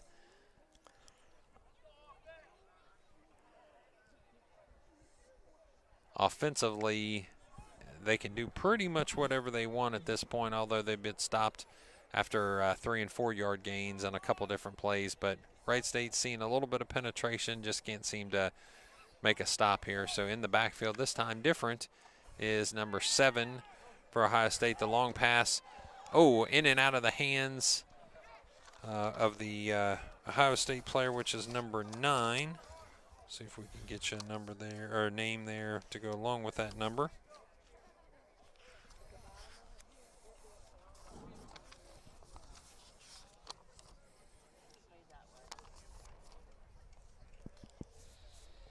Now I don't see. So we don't know who number 9 is. Yeah, I don't see number 9 All right. listed. So any Buckeye fans? Oh, no, I do. Oh. It's Cameron Ryan. Cameron Ryan, yes, 6'4", 190-pound receiver. So in and out of his hands. This time number 7 gets the handoff, so a new person in the backfield for Ohio State. Number 7 Throckmorton. That would be for Wright State. Yeah. But let's see. He's on both sides of the ball. Now that's Jonathan Thiel. Jonathan Thiel is the Madeira product. So Thiel is in the backfield now, helping out Garenstein.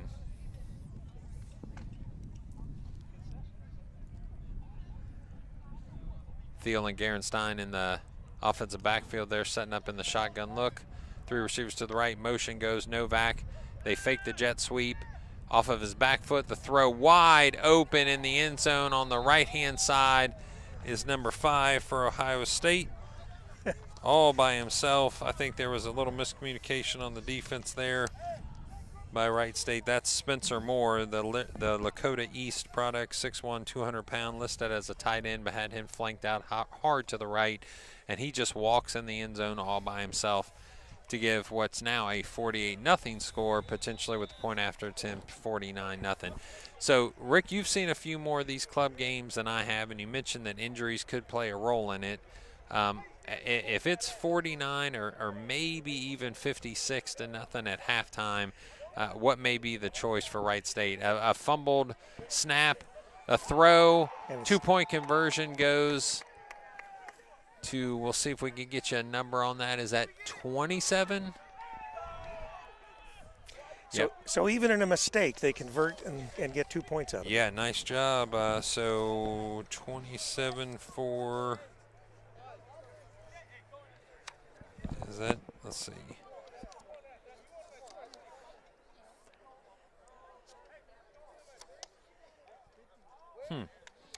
I don't see one listed there. I don't see a 27, so maybe we can get our help from our audience there. Number 27. Number for 27 for Ohio State. Yeah, for Ohio State. Looks like we're missing. And you were talking about injuries and what might happen at the half. Obviously, that's up to the Wright State coaching staff. I'm sure they are interested in playing football, but at the same time, they are going to have to play this same team in Columbus this next week, and so they may need to get healthy, and it's very possible that they may decide that it's not worth.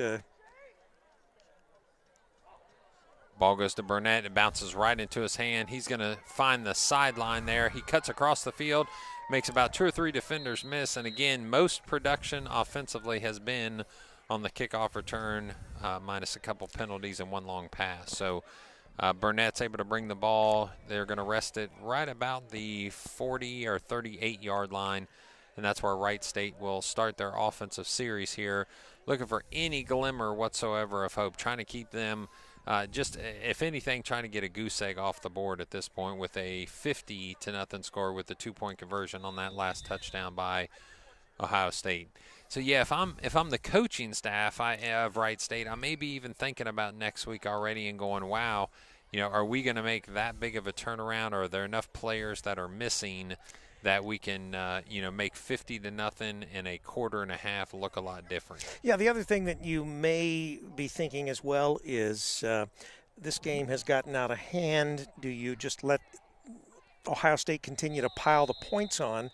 Or do you decide, well, let's call it at halftime and we'll regroup for next week? So I think they're contemplating that very thing because they're calling a timeout. Wright State has called the timeout, and they're getting their offense set over there. Looks like the entire team has been brought over there by the Wright State coaching staff. So as they reset themselves, get ready for their offense there, it does look like Christian Garrison, who was making a bunch of plays for him on the defensive side of the ball, still on the trainer's table holding his right arm, so he may be out for the game. Throckmorton looks like he's on the bench as well. Let's see if he can get back into the game. They've already lost Frost at some point early on in the game. So, like you said, injuries are definitely playing a role in this particular game, and there's some concern there right off the bat. And unlike, regular Division I NCAA football, where you play regardless, very unusual to forfeit a game at any time during the game. A little more common in club football. We had Miami playing Ohio State. They forfeited, and they lost 2 good running backs there by the halftime. So they.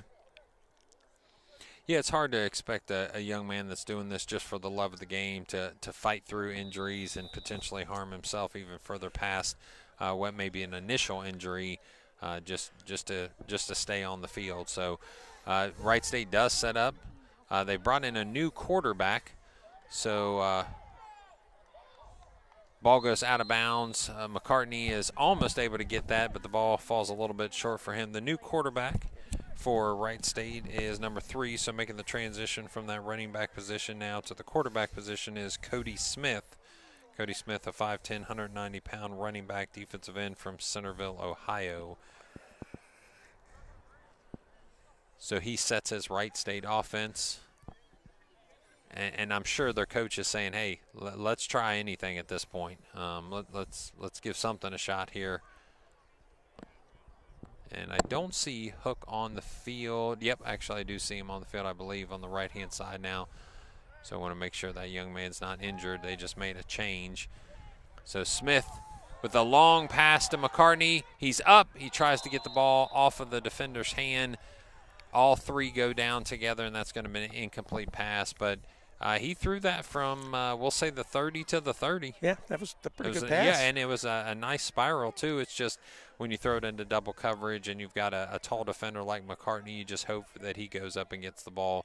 And nobody was able to come down with the ball in that particular exchange. So it's going to give it 3rd down and 10 for Wright State.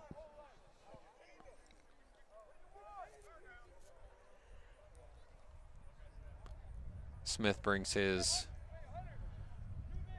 offensive set back together, makes the call, and you can see the body language of Wright State is hard to not recognize. They're disappointed, no question about it. I don't think as they came in as conference leaders with a 5-2 record and tied with Ohio State in the conference, I don't think they expected this drumming. So pressure being brought by Ohio State, running out as Smith. The ball goes out of bounds after he tries to do a little bit of a shovel pass, but it goes down onto the ground, and then it's immediately thrown off and goes out of bounds. So Wright State remains in possession. So it looks like Wright State loses another player on the right-hand side. It looks like the Wright State, what I believe was their center, has now stepped out of the game.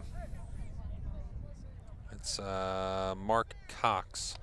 Yeah, center defensive tackle listed at 6 foot, 250 pounds. So they're going to have to make a change on the offensive line. And at this point, I think you had mentioned it before, Wright State is running out of players. They started the game a little bit small as far as the amount of people on their sideline, and they've already lost a couple key people to injury. The snap, the kick. Throckmorton is not in there to kick, so there must be something wrong with him as well. So Devin McCartney downs the ball as possession changes back to Ohio State, and this is going to be at the 32-yard line. So if you didn't smell blood in the water as Ohio State, yeah, you're definitely smelling it. You definitely smell it now. I mean, there's just some concern and some frustration being shown by the Wright State side of the ball, and at this point they're searching for any answers whatsoever.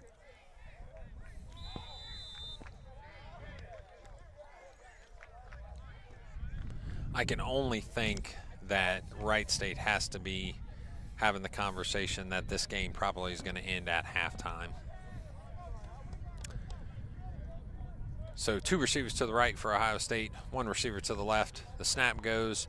There's a change at quarterback for Ohio State. Haley, still your running back. He finds an opening on the right-hand side and dropped down after a first down run by Hook. That's going to be an 11-yard run to start the series here.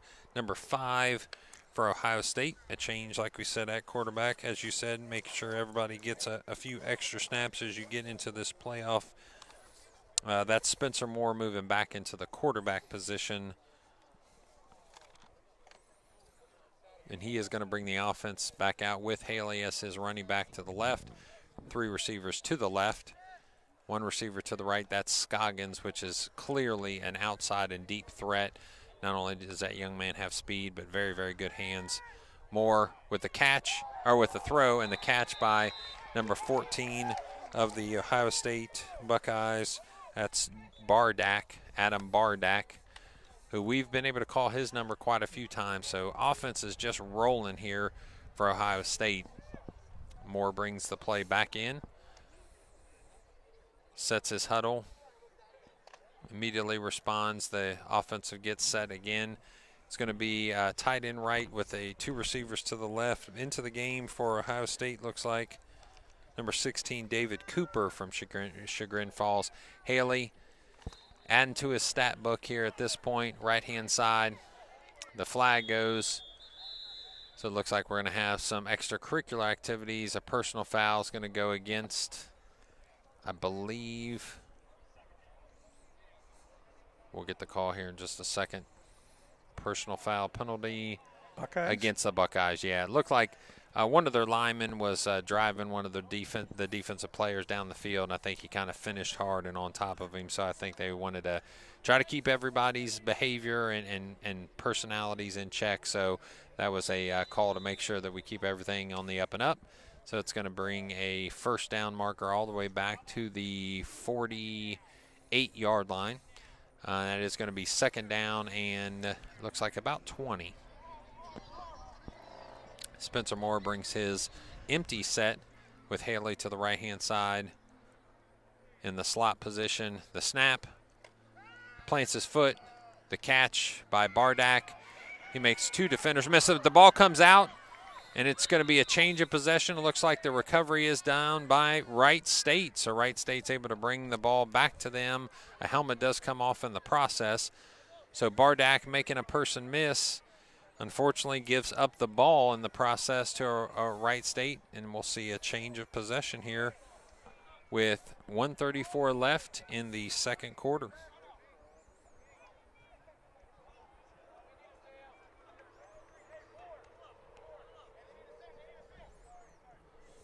So let's see, that was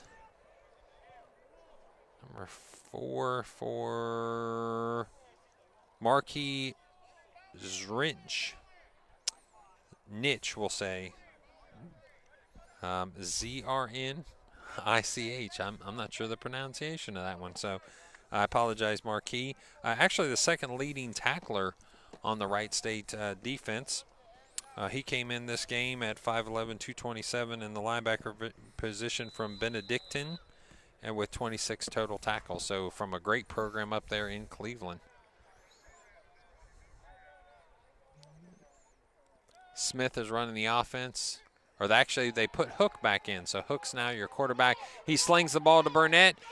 Almost an interception by number 20 of Ohio State in good position. Burnett was trying to get on top of him.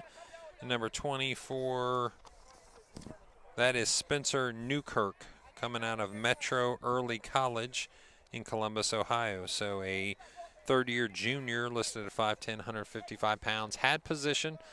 Burnett was trying to go over top of him, but the ball just kind of bounced off his hands. So that's a second down and 10 from what will be the 32-yard line.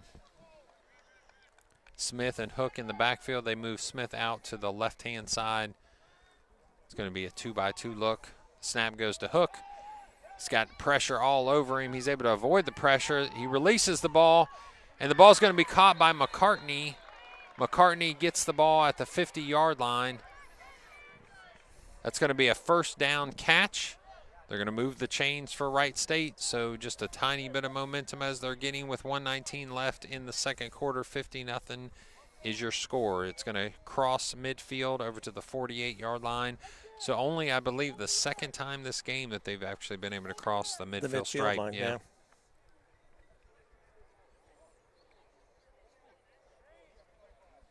Hook stays in at quarterback. Smith is his running back, which will set up to his right. Burnett is your far left receiver. McCartney, the leading receiver for Wright State, sets up to the right-hand side. Tight end right. The snap. Over to Burnett. He gets the ball, twists, turns, but brought down defensively by Newkirk that time. Good so coverage. What was a positive play gets spun back just a few more yards, so it's going to be 2nd and 7. Time is running out as 1 minute is left on the clock. The ball is set. The ball set at the 45-yard line. So Wright State needs to quickly get back to the line of scrimmage. I don't know that they have a tempo in their offense because with a backup quarterback, I'm sure the calls are a little bit different. Absolutely. Setting up this time with an empty backfield. 2-by-2. Calls an audible from the pocket. A lot of pressure. He steps up. He decides to run that one. He's going to make one defender miss. He takes a second person down with him. So good that's run. going to be to, yeah, it was a good run. They're going to call an official's timeout as they move the chains. Or no, actually, I'm sorry. Wright State calls a timeout with 24.5 seconds left and a deep drive by the Wright State Raiders. It's going to be set up at the 30-yard line. It's going to be 1st and 10. So Wright State probably has, looks like maybe 3 shots here to go to the end zone. Yeah, it takes about with 24 seconds. So if you've got 7 to 10 seconds per play, depending on the distance. Yeah, and the fact that as soon as the ball is snapped, it seems like he has to start running. Yeah. That's right. So Ohio State's defense doing a great job. A lot of push on that defensive side of the line. And the receivers for Wright State are having trouble getting separation from some of the defensive backs for Ohio State. Have had a couple nice catches by McCartney and Burnett on the outsides, but other than that, they've been kind of swallowed up by Ohio State's defensive back defense. So Ohio State will get set up here. Number 20, Newkirk, is on our closest to our sideline here. Looks like they have Scoggins actually playing, it looks like, a free safety position as well. So not only can he do it on the offensive side of the field, he's doing it on the defensive side in the defensive backfield. So again, right-hand side, McCartney gets it. He needs to get out of bounds because time is going to be of the essence here. Get up to the get up to the line of scrimmage. Will they down it? 12 seconds. It gets it down. Yeah, so they're going to down the ball. They're going to take a down there in order to have at least 1, maybe 2 shots at the end zone.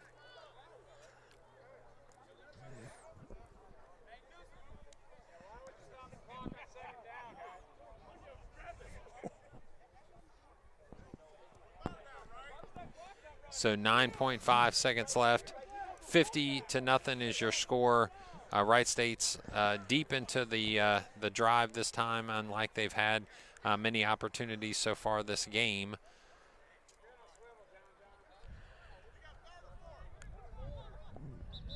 Yeah, it is going to be 3rd down. I think we're looking to make sure that the box. Yeah, the scoreboard is indicating 1st down. Yeah. So I think we're good there. I think it is 3rd down. That was a 2nd down, and then they downed it. So that's going to make it 3rd down. So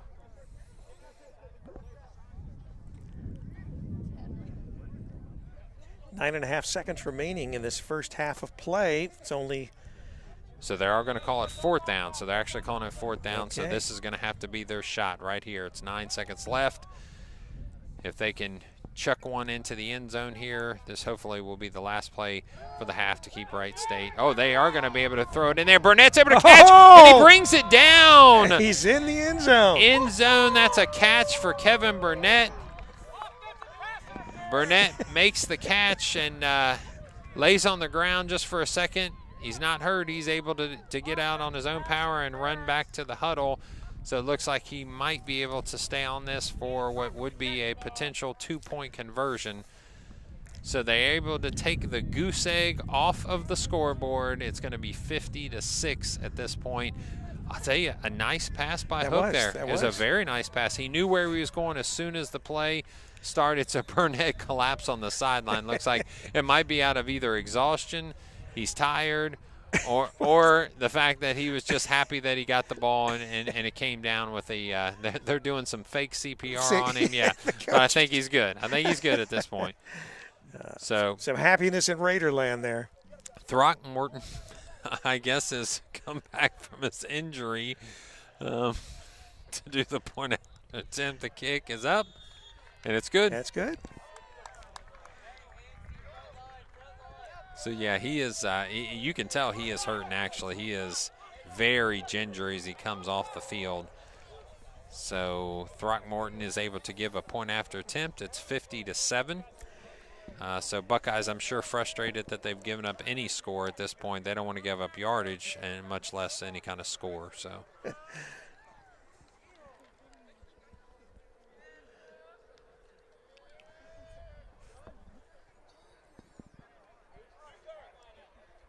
So we have 4 seconds remaining in the first half. They're going to call the hands team out, so they're expecting an onside kick. If you're Wright State, unless you think the game is over at this point, unless you're thinking it's just the end of the first half, you're not doing an onside kick because that gives them the ball if there's any time left on the clock. Right. Whether it's Moore or Garenstein, both of them Quick can get strike. it. Yeah, both of them could get it to the end zone from the 50. So if I'm them, you kick it away, you hope for the best, and they're bringing Throckmorton back out to do this kickoff. And he looks like he is struggling just to even set the ball. So let's hope that young man is all right as he takes off his steps in order to do the kickoff here.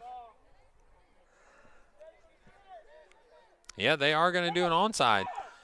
Picked up immediately. Yeah, and ran to the right-hand side. As the ball goes out of bounds, the time goes off the clock, which actually was probably a benefit to Wright State that they were able to get it so fast so the clock would start running. So that's going to be your first half of play, ladies and gentlemen, with the score 50-7 after one half of football. Absolute domination by by Ohio State in every capacity, other than maybe kickoff return yardage. That would be about the only thing at this point that you might see a win for the Wright State side of the ball would be kickoff return. Everything else is nothing but positive for Ohio State. Yeah, I think you hear the coaches talking about it already, whether this is going to be the end of the game or this is just going to be halftime. If you're the Wright State Raiders and you've got people dropping like flies, I would have to think that this is probably a good decision for the game to be over. Although they are walking over and looks like they're going to regroup, so I don't know. Stranger things have happened, and the Zebras are coming over to the Ohio State side.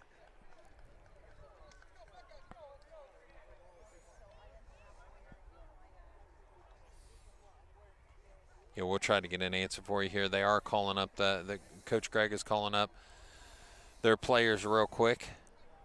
So we'll see if that's going to be the end of the game or that's just going to be halftime. So as you can see, the amount of players that Wright State has left is dwindling tremendously. So we'll see if they're able to put enough people together to finish this game or not.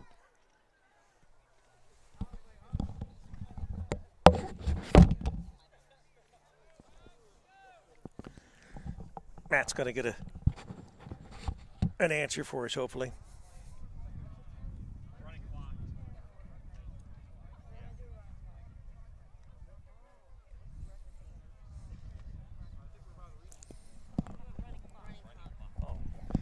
All right, so like high school, we're going to have a running clock in the second half. They still want to get this game in. So I guess the first thing I'm going to do is I've got some things here that we'll do at halftime. And the first thing is we'll bring you a little bit of information from We love Ohio welcoming new Buckeyes to campus. Let's check out some of our favorite spots. Welcome to the Oval. This is the hub of campus where everything connects.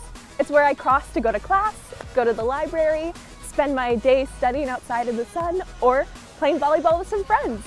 I can never not run into people when I'm on the Oval. Hey Sly! What's up, Danielle? This right here is Thompson Library. Out of all of our 10 library locations, Thompson is the biggest one. Within the 11th floor, we have great views, art galleries, and even a cafe. So this doesn't make Thompson only a great study spot, but just a place where you can come hang out. This is Mirror Lake. In my opinion, it's one of the most beautiful spots on campus. People come here every day to hang out, take pictures, and just relax. It's the perfect spot to just chill and take in the views. This is the historic Orton Hall. Built in 1893, it's like our very own Hogwarts. It's home to one of the quietest and oldest libraries on campus and our very own dinosaur. As a Buckeye, you'll grow to love the sound of Orton's bells chiming across campus. Welcome to the Ohio Union.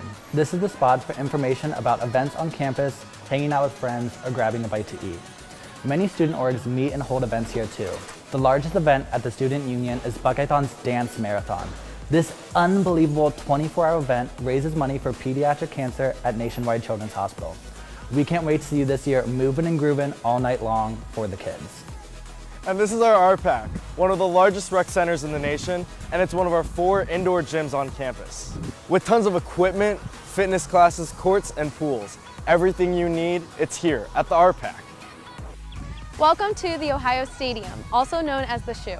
I hope you're ready to get loud because this is where we come every Saturday to cheer on the Bucks. From Script, Ohio to going crazy in the student section, this is where some of your best Buckeye memories will be made. Welcome to the Buckeye family and some of the best years to come. OH!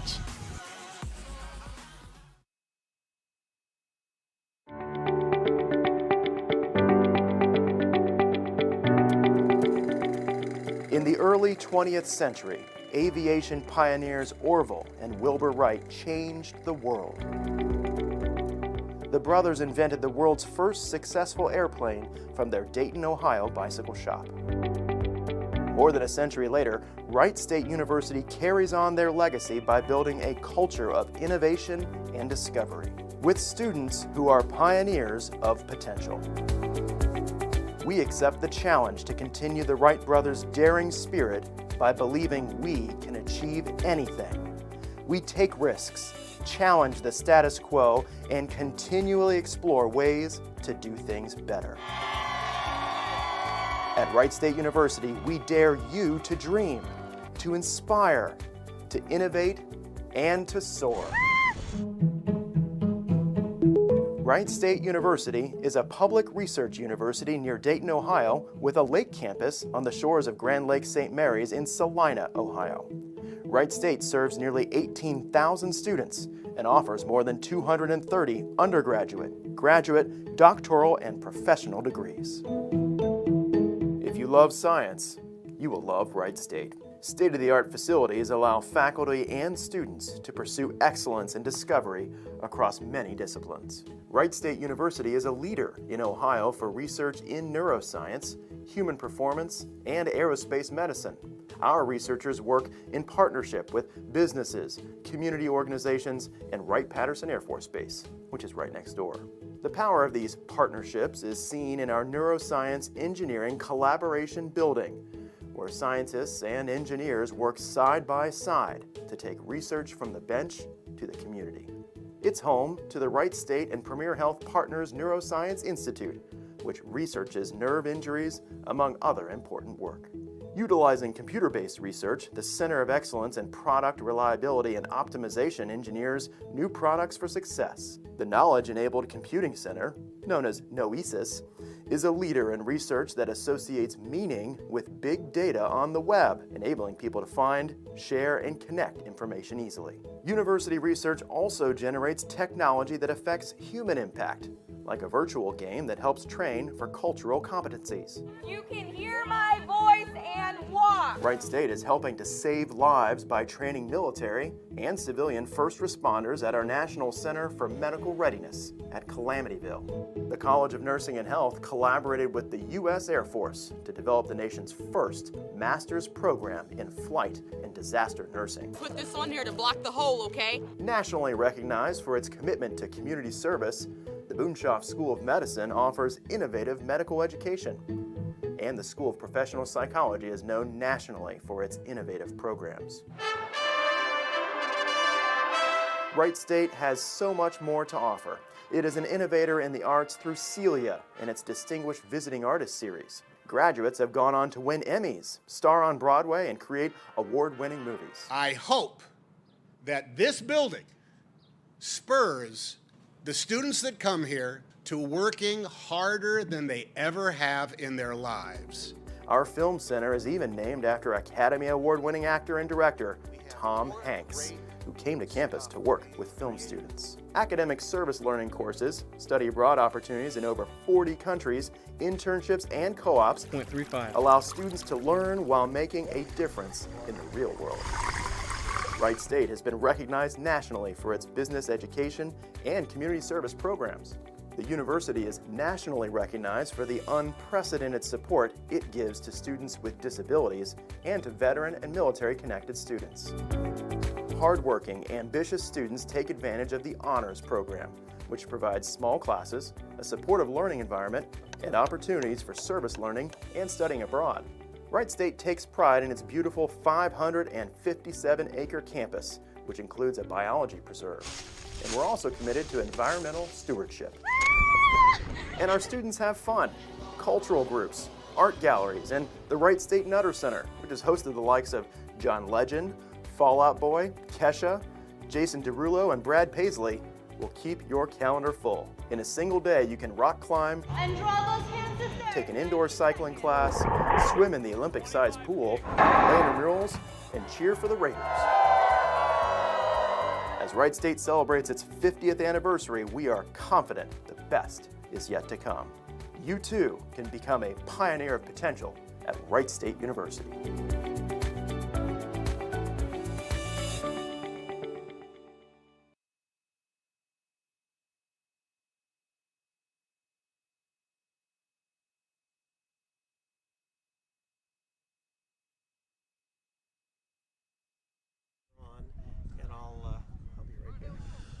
Thank you for joining us again, ladies and gentlemen, at Campus Nation, campusnation.com. We appreciate the coverage here of Ohio State Club football.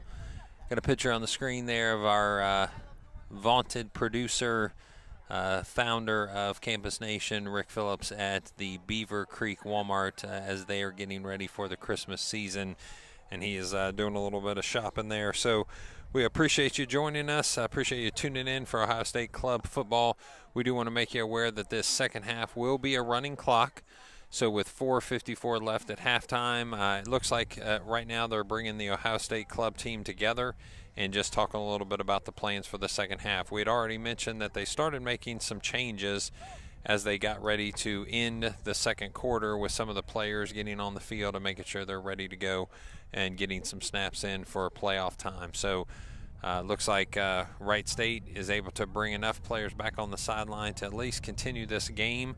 There's some concern for Wright State, though, that they are losing players in order to field a team for all facets of the game, both offense, defense, and special teams. So Ohio State bringing their team up and having a conversation with them. I'm sure talking about not only what this game is going to finish and look like, but what next week as the playoffs get started.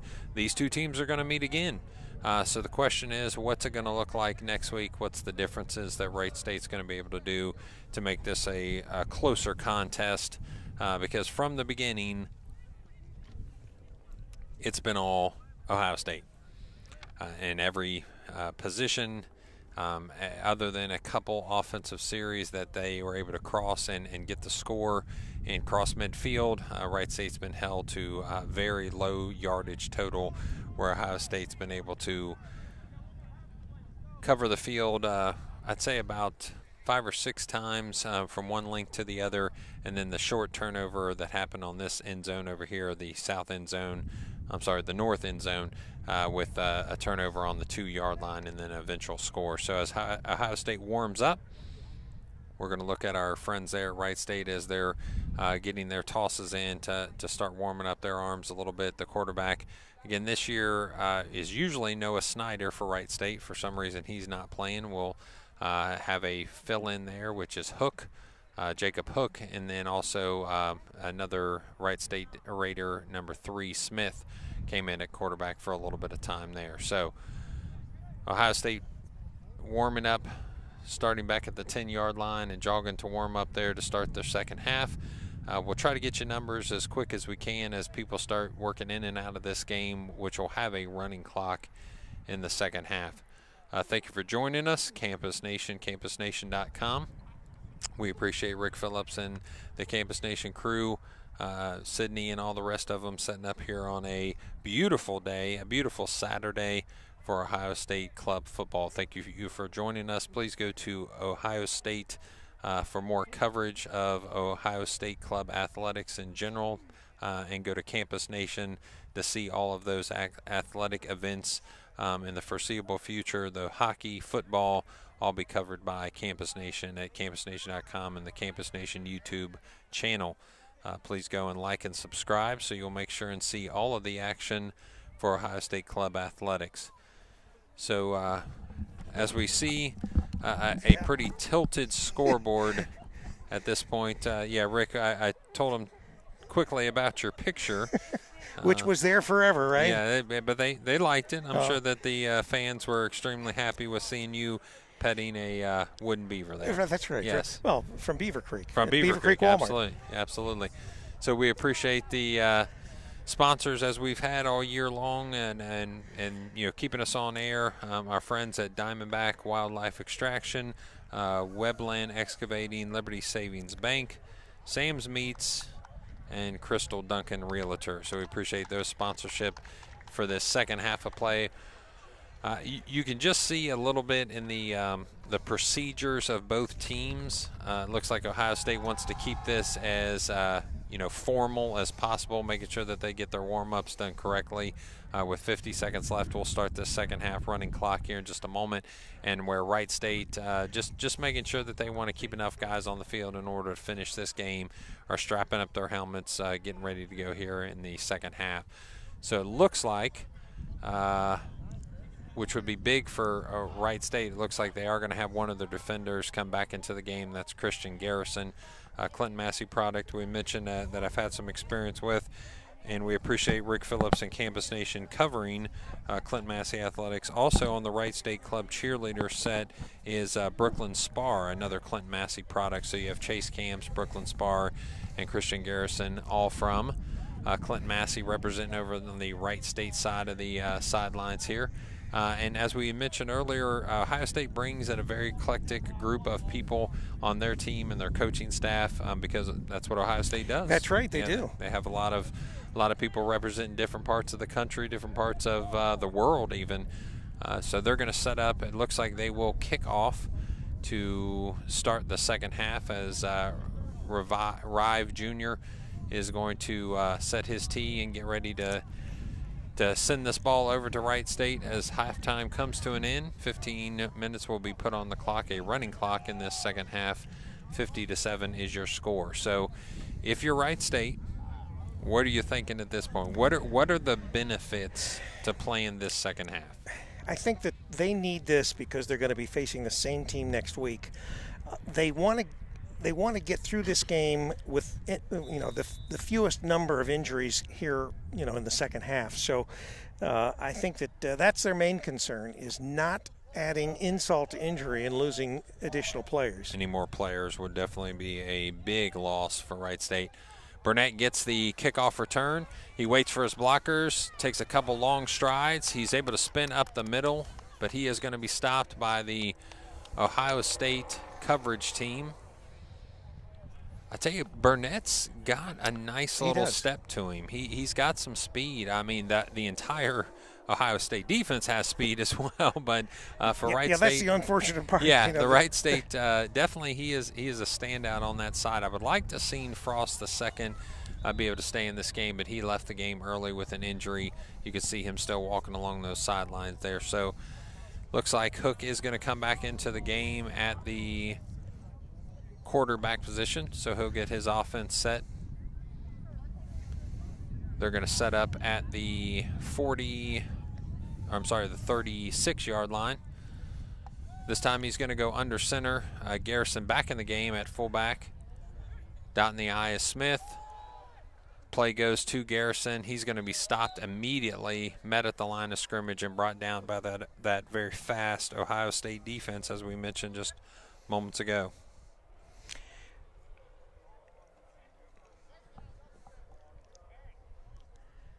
So as we said earlier, it is a running clock, so we have 13:35, 30 or 37 in this third quarter. I guess I better change the quarter so everybody knows. Yeah, we appreciate you joining us on Campus Nation or campusnation.com. Please subscribe, like the Facebook page so we can keep bringing you Ohio State Club athletics. Hook is immediately on the run. He's able to roll out to his right. A long pass goes to McCarty. It hits his hand and the defender's hands. That was close. Yeah, it did. It did look like it almost was brought in by McCartney, their leading receiver, with over 400 yards and 4 touchdowns this year. So Hook will set his offense back up.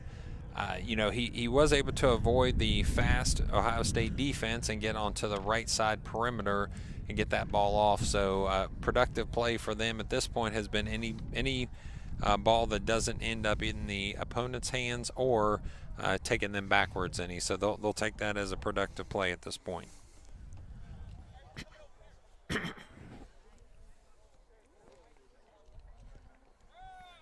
Garrison trots out to the left side of this offense formation. Snap to Hook. Bobbles just a little bit, gets outside again. This time he's going to hold on to the ball. He makes 2 or 3 people miss.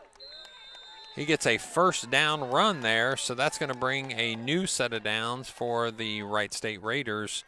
Ohio State was able to close the defensive gap there, but not before they were able to move the chains.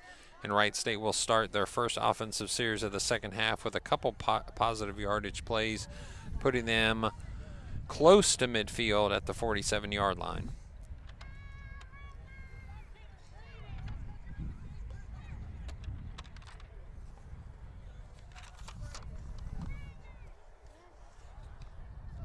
Looks like the defensive starters back in the game for Ohio State. More on this outside is a defensive rusher. 62 is Kenneth, i.e. Cack. He gets in, comes behind that play along with Bardak.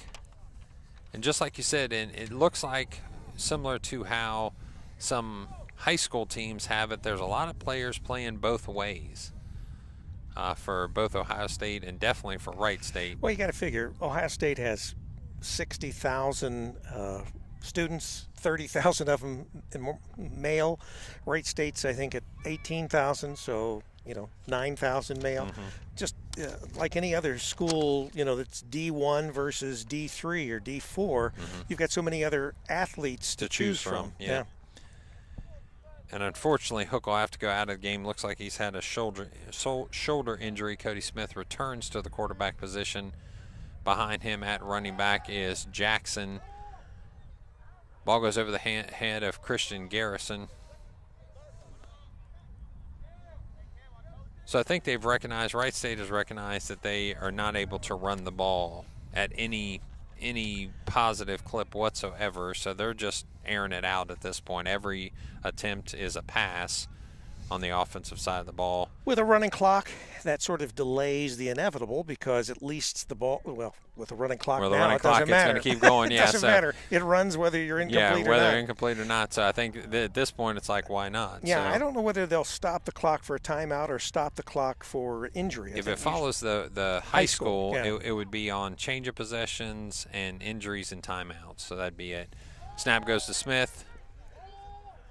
Over the head of Garrison again, and in and out of the hands of the Ohio State defender.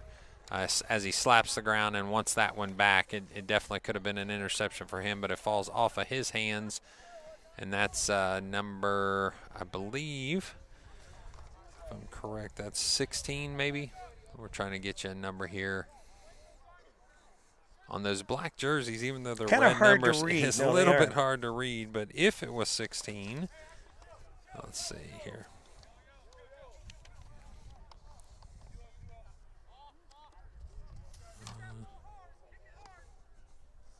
That's David Cooper. If it was 16, that would be David Cooper. So the snap hook back in here. He tries to get out of the arms of the defender. Garrison gets the ball, and he's able to catch it. He's going to be on the run. Oh, the ball goes out of his hands. Unfortunately, out of his hands, and it's going to be returned back to what looks like Ohio State. Ohio State, yeah. So Ohio State is able to recover. No, they're indicating it's Wright State's. No, they are. They've just changed it. They changed it over to Ohio State, so they're just pointing the wrong direction. They're pointing the wrong direction. So, so Hook avoids the defense. Was able to complete the pass to Garrison. Garrison turns upfield and makes a attempt to get to the end zone, but at about the 10-yard line, unfortunately, he loses a handle on the ball. It's going to go out of bounds, or right before it goes out of bounds, it's going to be recovered by Ohio State and then returned as a changeover of possession to Ohio State at the 15-yard line.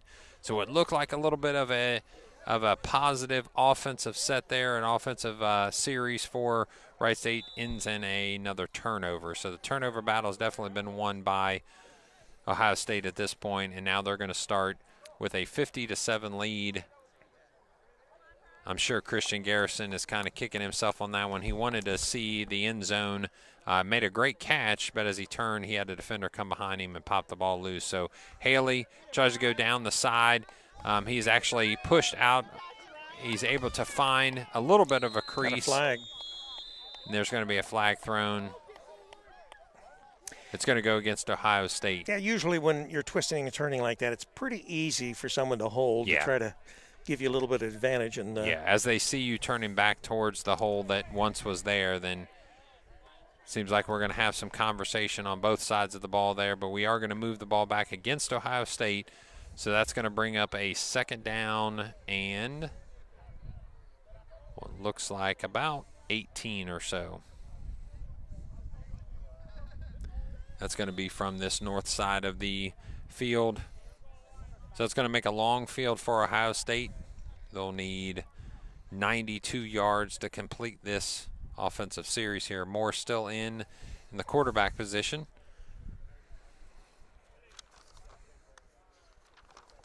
Next to him, I believe, is Jonathan Thiel. He gets the handoff with a nice run. That young man actually came over to the sidelines here, was talking to what I believe was his parents, and that's a pretty thick young man. Yep. He's a pretty stout young man there. So gets the carry on that down, which was second down. Was able to find about 3 or 4 positive yards there. Moore's going to bring his offensive back up to the huddle. They'll return back to the line of scrimmage. Running back on each side of Moore. 2 receivers to his left, 1 receiver to the right. That's Scoggins. The fake play action, steps, throws. Nice catch by number 6 for Ohio State. And we've called his number, I believe, once before. And that is Anthony Novak. Yeah, Anthony Novak with a nice catch. A couple yards after that catch, which is going to give them first down from the 26-yard line, 1st and 10. And I think that might be, we're going to check a number here for you.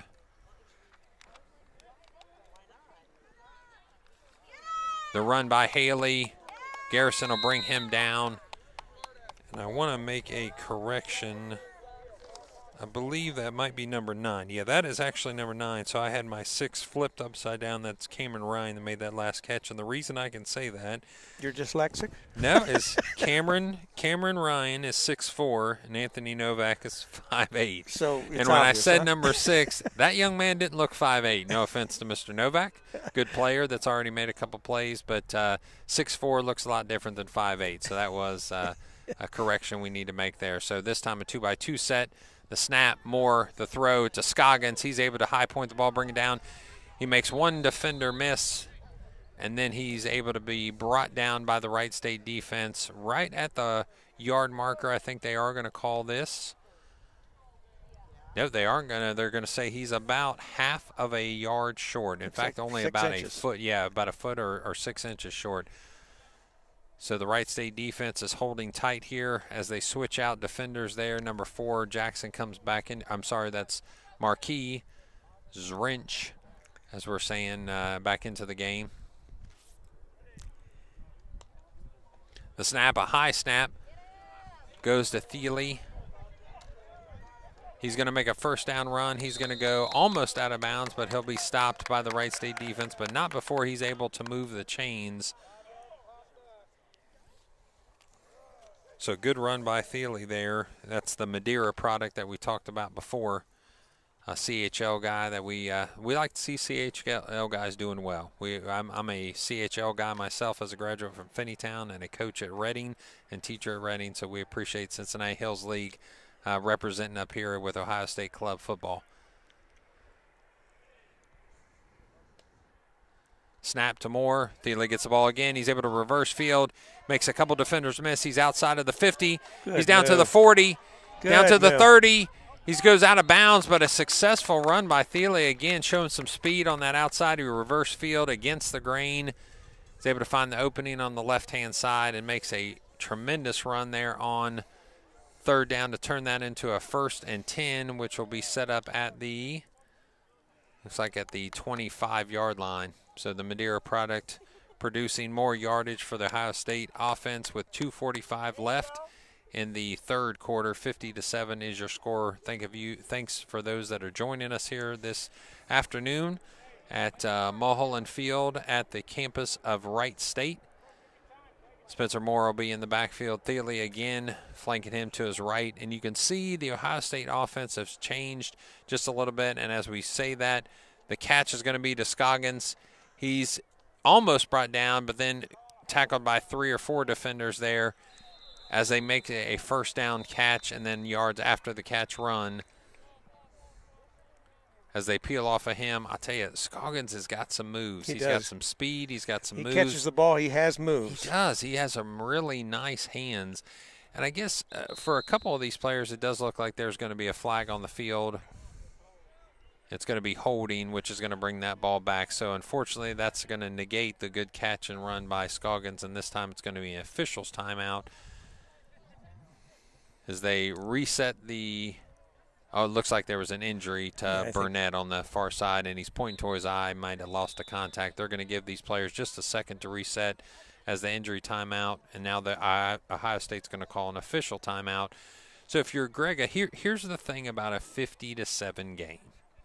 You're happy that you're successful and you're winning 50-7. But you know what happens sometimes when you're winning 50-7? Get complacent. Bad habits. Bad habits happen. So I'm sure he's stopping everybody and saying, look, gentlemen, we're not going to get into bad habits just because we're able to move the ball almost at will against this Wright State defense, although they have been able to push a little bit here in the second half against them.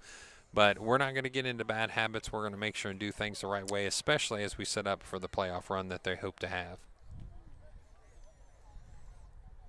Gregor resets his offense. And this offense is potent. I mean, it's a potent. There's athletes all over the place, whether it's Thiele has come on in this second half at the running back position. Moore is coming in as the backup quarterback. He's got Novak out there. He's got Scoggins is an excellent receiver, and Haley at the running back position that they have right now in an empty backfield. 3-by-2 look. The snap, low, brought up by Moore. Ball goes outside. Makes one defender miss. Defense does swallow him up rather quickly after the catch. I believe that's my number 6, which I had stated earlier, and that is going to be Anthony Novak. That looks more about the size of what number 6 should look like. So there you go. Yeah, we got it right this time, ladies and gentlemen. And, of course, you're watching on CampusNation.com, the Internet Sports Authority, Ohio State Club football as they play the Raiders on this beautiful Saturday afternoon right here on the campus of Wright State University. Moore with the catch by Scoggins. One defender made to miss. Second defender, he's out to the right-hand side all by himself. He's going to reach for the pylon. He gets right inside the right-hand side pylon of the end zone for a score by Ohio State. So that'll get the scoring on for the second half of play with 34 seconds left as now what will be 56-7 and another point after attempt coming here in just a moment. I'll tell you, Scoggins is an impressive athlete. I guess some of my thoughts, having been the first time I've seen Ohio State Club football, is why are some of these kids not playing for, some other D1 programs? Yeah. Well, just programs in general. Right. I mean, from what I've seen out of Scoggins and Thiele and Spencer Moore, Kellen Gerenstein, this time the kick is good, and it's going to bring the end of the third quarter with a 57-7 score, I believe, as they put that last point probably here in just a moment up on the board. I don't think that he missed that, so we'll see if I they didn't see that. Yeah, we'll see if they give him that score or not. So again, just some of the questions that I have, not having the experience with club football that I'd like to have here and hopefully will in the future. Talking to some of these athletes. What's the benefit to them playing this club rather than maybe playing on some of the smaller, maybe D3 or D2 schools? Could be that whatever they're studying at Ohio State is offered. Yeah, or it could be just the campus life at Ohio State. Yes, it's excellent. Very rich campus life there at Ohio State. Great campus, huge campus. Yeah, and just a lot of other benefits from being a Buckeye. And you mentioned the student count at Ohio State? 60,000. 60,000 Yeah, Ohio students. State and is it Arizona State that usually kind of vie for some of the top position? Yeah, there's a couple Florida schools. Gotcha. There is Texas. They usually are back and forth with 55 to 60,000 students each year. And the Buckeyes, when you have that many students and then you figure half of them, or at least most of half, are male, and then, barring not being on the regular team, there's a lot of young men to choose from. Yeah, absolutely. You can see they found some great athletes so far here.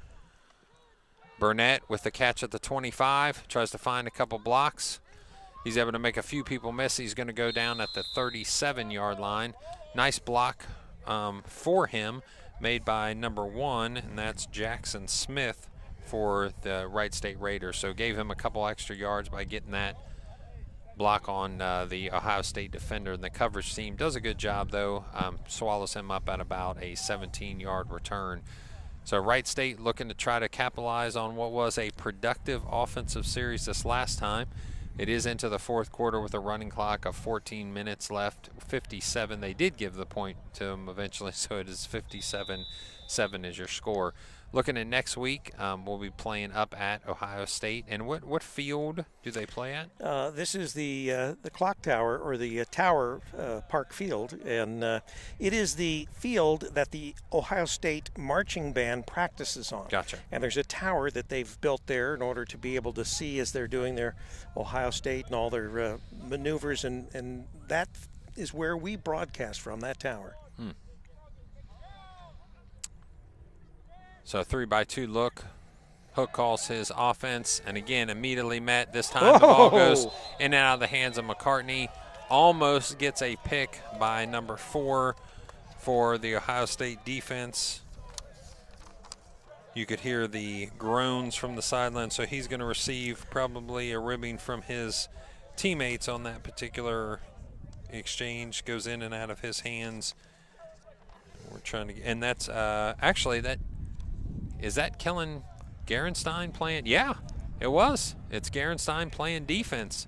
So he almost had a pick. I'm sure he gets plenty of time on the offensive side of the field. He wanted some time on defense this time. So Kellen Gerenstein is able to almost bring in a pick. Wright State will now set up their offense again at the 36-yard line. The snap. Garrison is able to release out of the right side. And the catch this time is for Ohio State, or for Wright State, is number 3. That's Smith. So Smith's able to catch that and come down at the 40-yard line. So just a very small gain there. It's going to bring up. Oh, they actually called a flag. They threw a flag on that play, which is going to advance the ball. Looks like another 5 yards, so it might have been an incidental face mask. If you're familiar up at Ohio State, you see the 2 towers. They're dormitories for Ohio State. Those towers, I think, probably had something to do with the name of that park as well.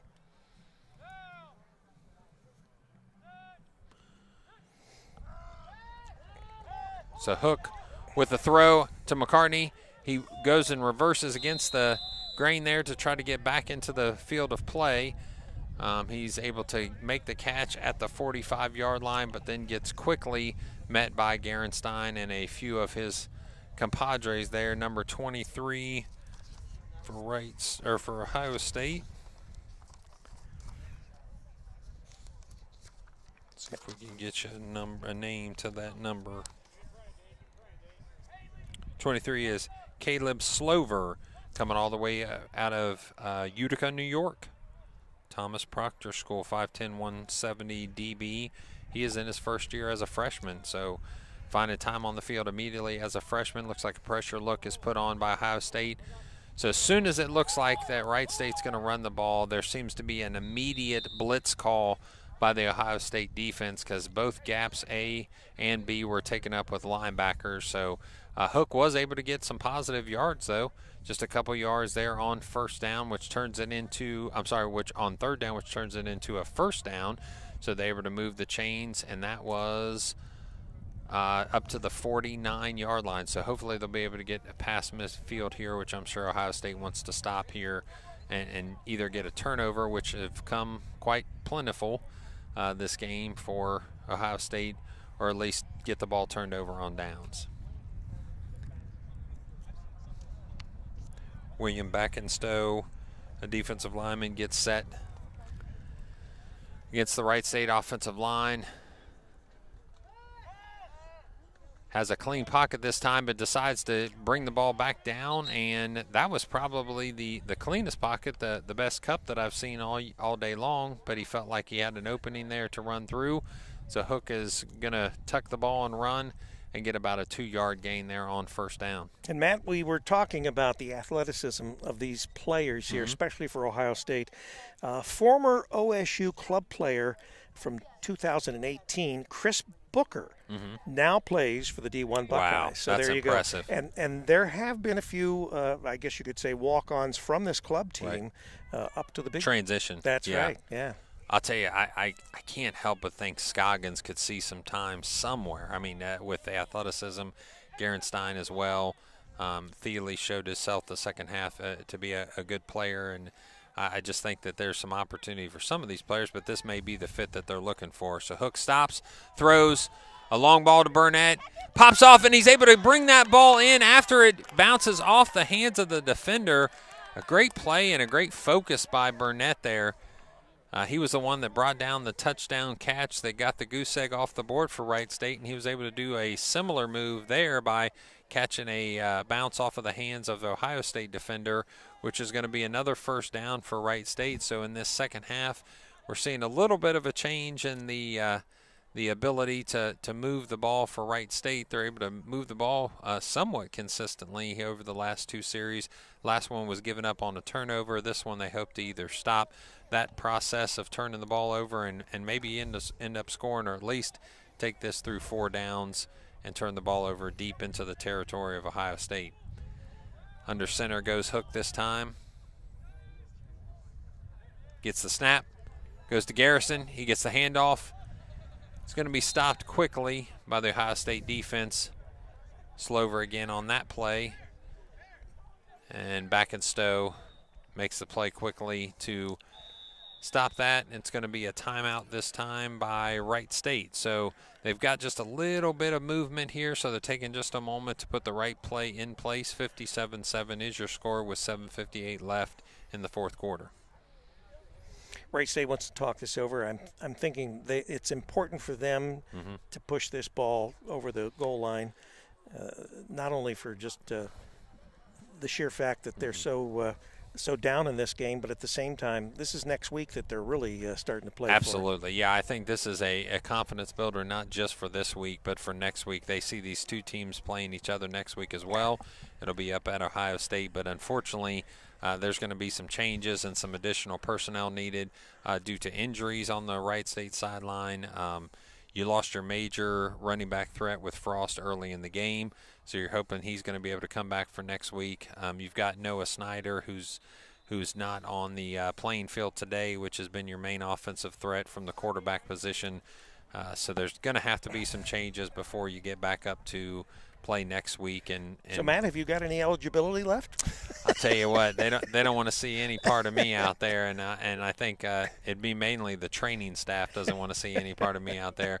I think I could play way back in the defensive backfield for Ohio State, because at this point they haven't had much action back there. That'd be about it.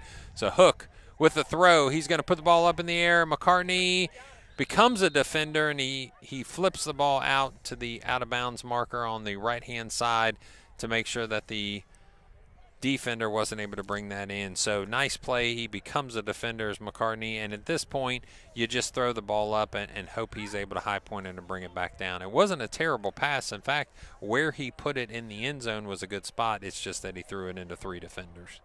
And if I'm Ohio State, why not cover him? McCartney's been their offensive threat on the receiving side of things, so why not cover him with three defenders?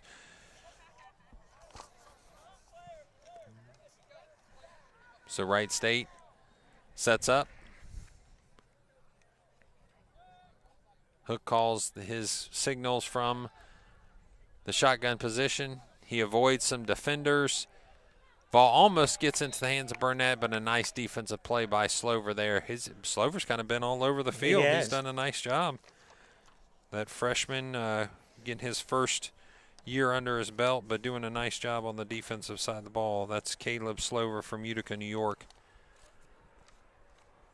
So we're going to see a fourth down try, and of course at this point down 57-7 with the running clock, you might as well give it everything you got if you're Wright State. And this is a nice opportunity for Ohio State to practice what they're going to need later in the playoffs, and that is when it's 4th and 10 deep into a ball game and you're trying to make a stop. What are you going to be able to do? What defense are you going to run, depending on what look you get here from Wright State? So Wright State's going to come out in a 3-by-1 look, so they have three receivers to the left.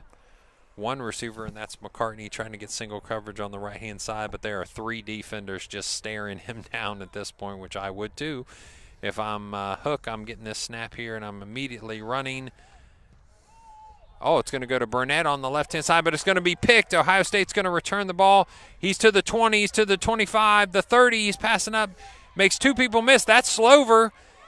He's to the 45, and he's going to bring the ball down there at the 45-yard line with a great return after that interception.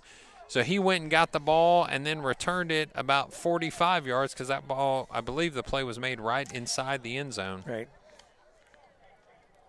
So defense turns the ball. The defense gets a turnover, and yet again, Wright State unfortunately ending a drive with a turnover, and that's been the Achilles heel so far this year, or in this game in particular. Even when Snyder was in there, he had 5 interceptions, so it's been something that's plagued Wright State the entire year. So this time Wright State going to set up defensively at the 45-yard line of Ohio State.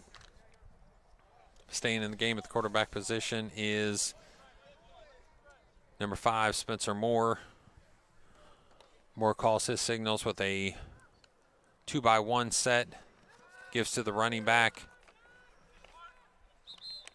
But he's met pretty quickly by Wright State's defense and brought down. We're going to get a number for you here. It looks like number 30. 30 for Ohio State is...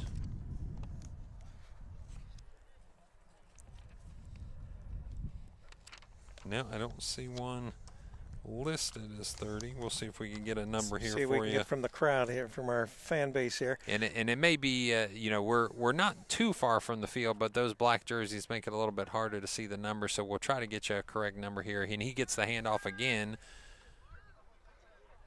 Met on the left-hand side immediately by the Wright State defense and brought down. Is that maybe 31? The Raiders have not given up. They have been in this as far as their heart the whole game. Yeah, you have to commend them a little bit because with the score that it's been and the injuries that we've seen, especially early on in the game, it'd have been very, very easy for them to stop playing. But at this point, they're able to keep on. That is 31 with the last couple of carries here, and that is Hunter St. Andre, a Suzanneville from California. Pass by Moore. The throw, but it's over the head of, that's Darback, I believe. Let's see. So one of the few times the Buckeyes will have to punt. Have to stop, yeah. Yeah, it's Bardak. So that was Adam Bardak with the ball sailing over his head. Moore was able to elude the defense, but put a little less touch on that was needed. So we're going to see a punt by Ohio State. 2:30 remaining in the game here. In fact, is this the first punt? I believe this might be the first punt. Yeah, for the entire game for Ohio State. So if you're not punting until 2 minutes left in the fourth quarter, you're feeling pretty good about life if you're Ohio State's coaching staff. Personal protector calls for the ball. The kick. Nice punt. Excellent punt. Wow. Let's give that kid some credit. Let's see. That young man looks like number 16. That's David Cooper. So David Cooper with what looks like, if they rest the ball at the 5-yard line, that would be a 55-yard punt with the roll. Not too shabby. That's a nice kick. And he did it quickly, too. There was a little bit of pressure on him. So it was a snap. It was a kick.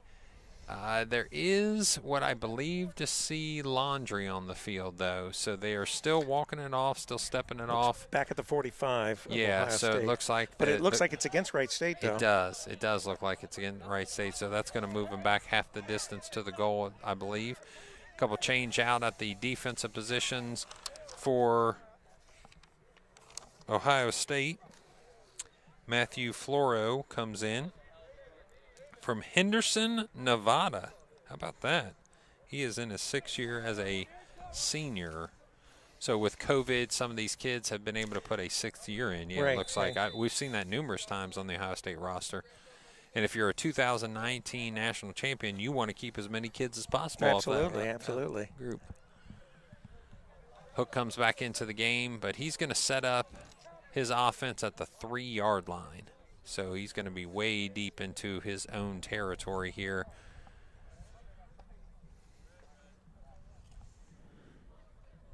Marquis Zrench. Got to get a snap here. Comes off to the right-hand side here. The snap, the throw. Marquis gets the catch. He's going to go down. It's going to be 2nd down, what looks like about 5. 20 seconds left in this contest, and you'll see these guys start making their way over to the sideline, it looks like. Yep, that's going to be the end of the game.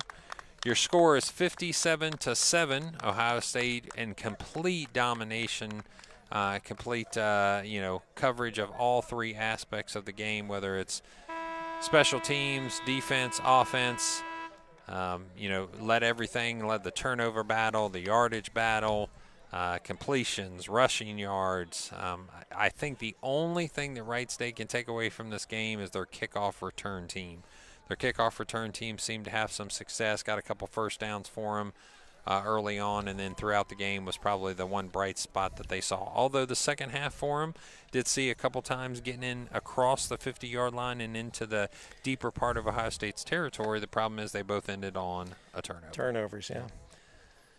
Well, we want to congratulate Ohio State. That should put them as the conference champions because that gives them a 3-2 record and a 2-3 record for Wright State. With the win over Wright State gives them the Great American Championship. So congratulations to the Ohio State club football team. They're winning the Great American Conference in football, and then they'll play this team again up at Ohio State next week, which will allow them to be the first round of the playoffs and then potentially go back for another national championship. Well, Matt, thanks for doing the game. What do you think of club football? I think it's an awesome experience for these kids. And I still call them kids. Me and you are a little bit older than them, so we're allowed to, right? Yeah, that's right. So, for these kids, what a great opportunity. And, again, I think I'm impressed with the following, and you got parents here, you've got relatives here, you got people here that are boyfriends and girlfriends of some of these, whether it's cheerleaders or players. So it's great to see some of my Glenn Massey alumni. We get good numbers. Yeah, I'm impressed with all aspects of it, and I'll tell you this Ohio State club football team, I'm excited to see them maybe later on in this playoff run find somebody that has a similar setup and a similar process, similar numbers as they do, because I think Wright State was definitely hampered by a lack of position players. I mean, they just simply ran out of bodies at one point, where Ohio State was able to trade people in and out, and you could see Coach Grega very formal in his processes here. I respect that. He wants to make sure and bring everybody over and say, hey, this is what we got out of this game, but this is what we still need to work on. So congrats to him. Congrats to his coaching staff. Looking for another national championship. I appreciate this opportunity today. Thanks, Matt. Yeah. All right, from Wright State University, this is Ohio State Club Football on CampusNation.com. Your Internet Sports Authority. I'm Rick Phillips. For Matt Baker, for my wife, Sydney.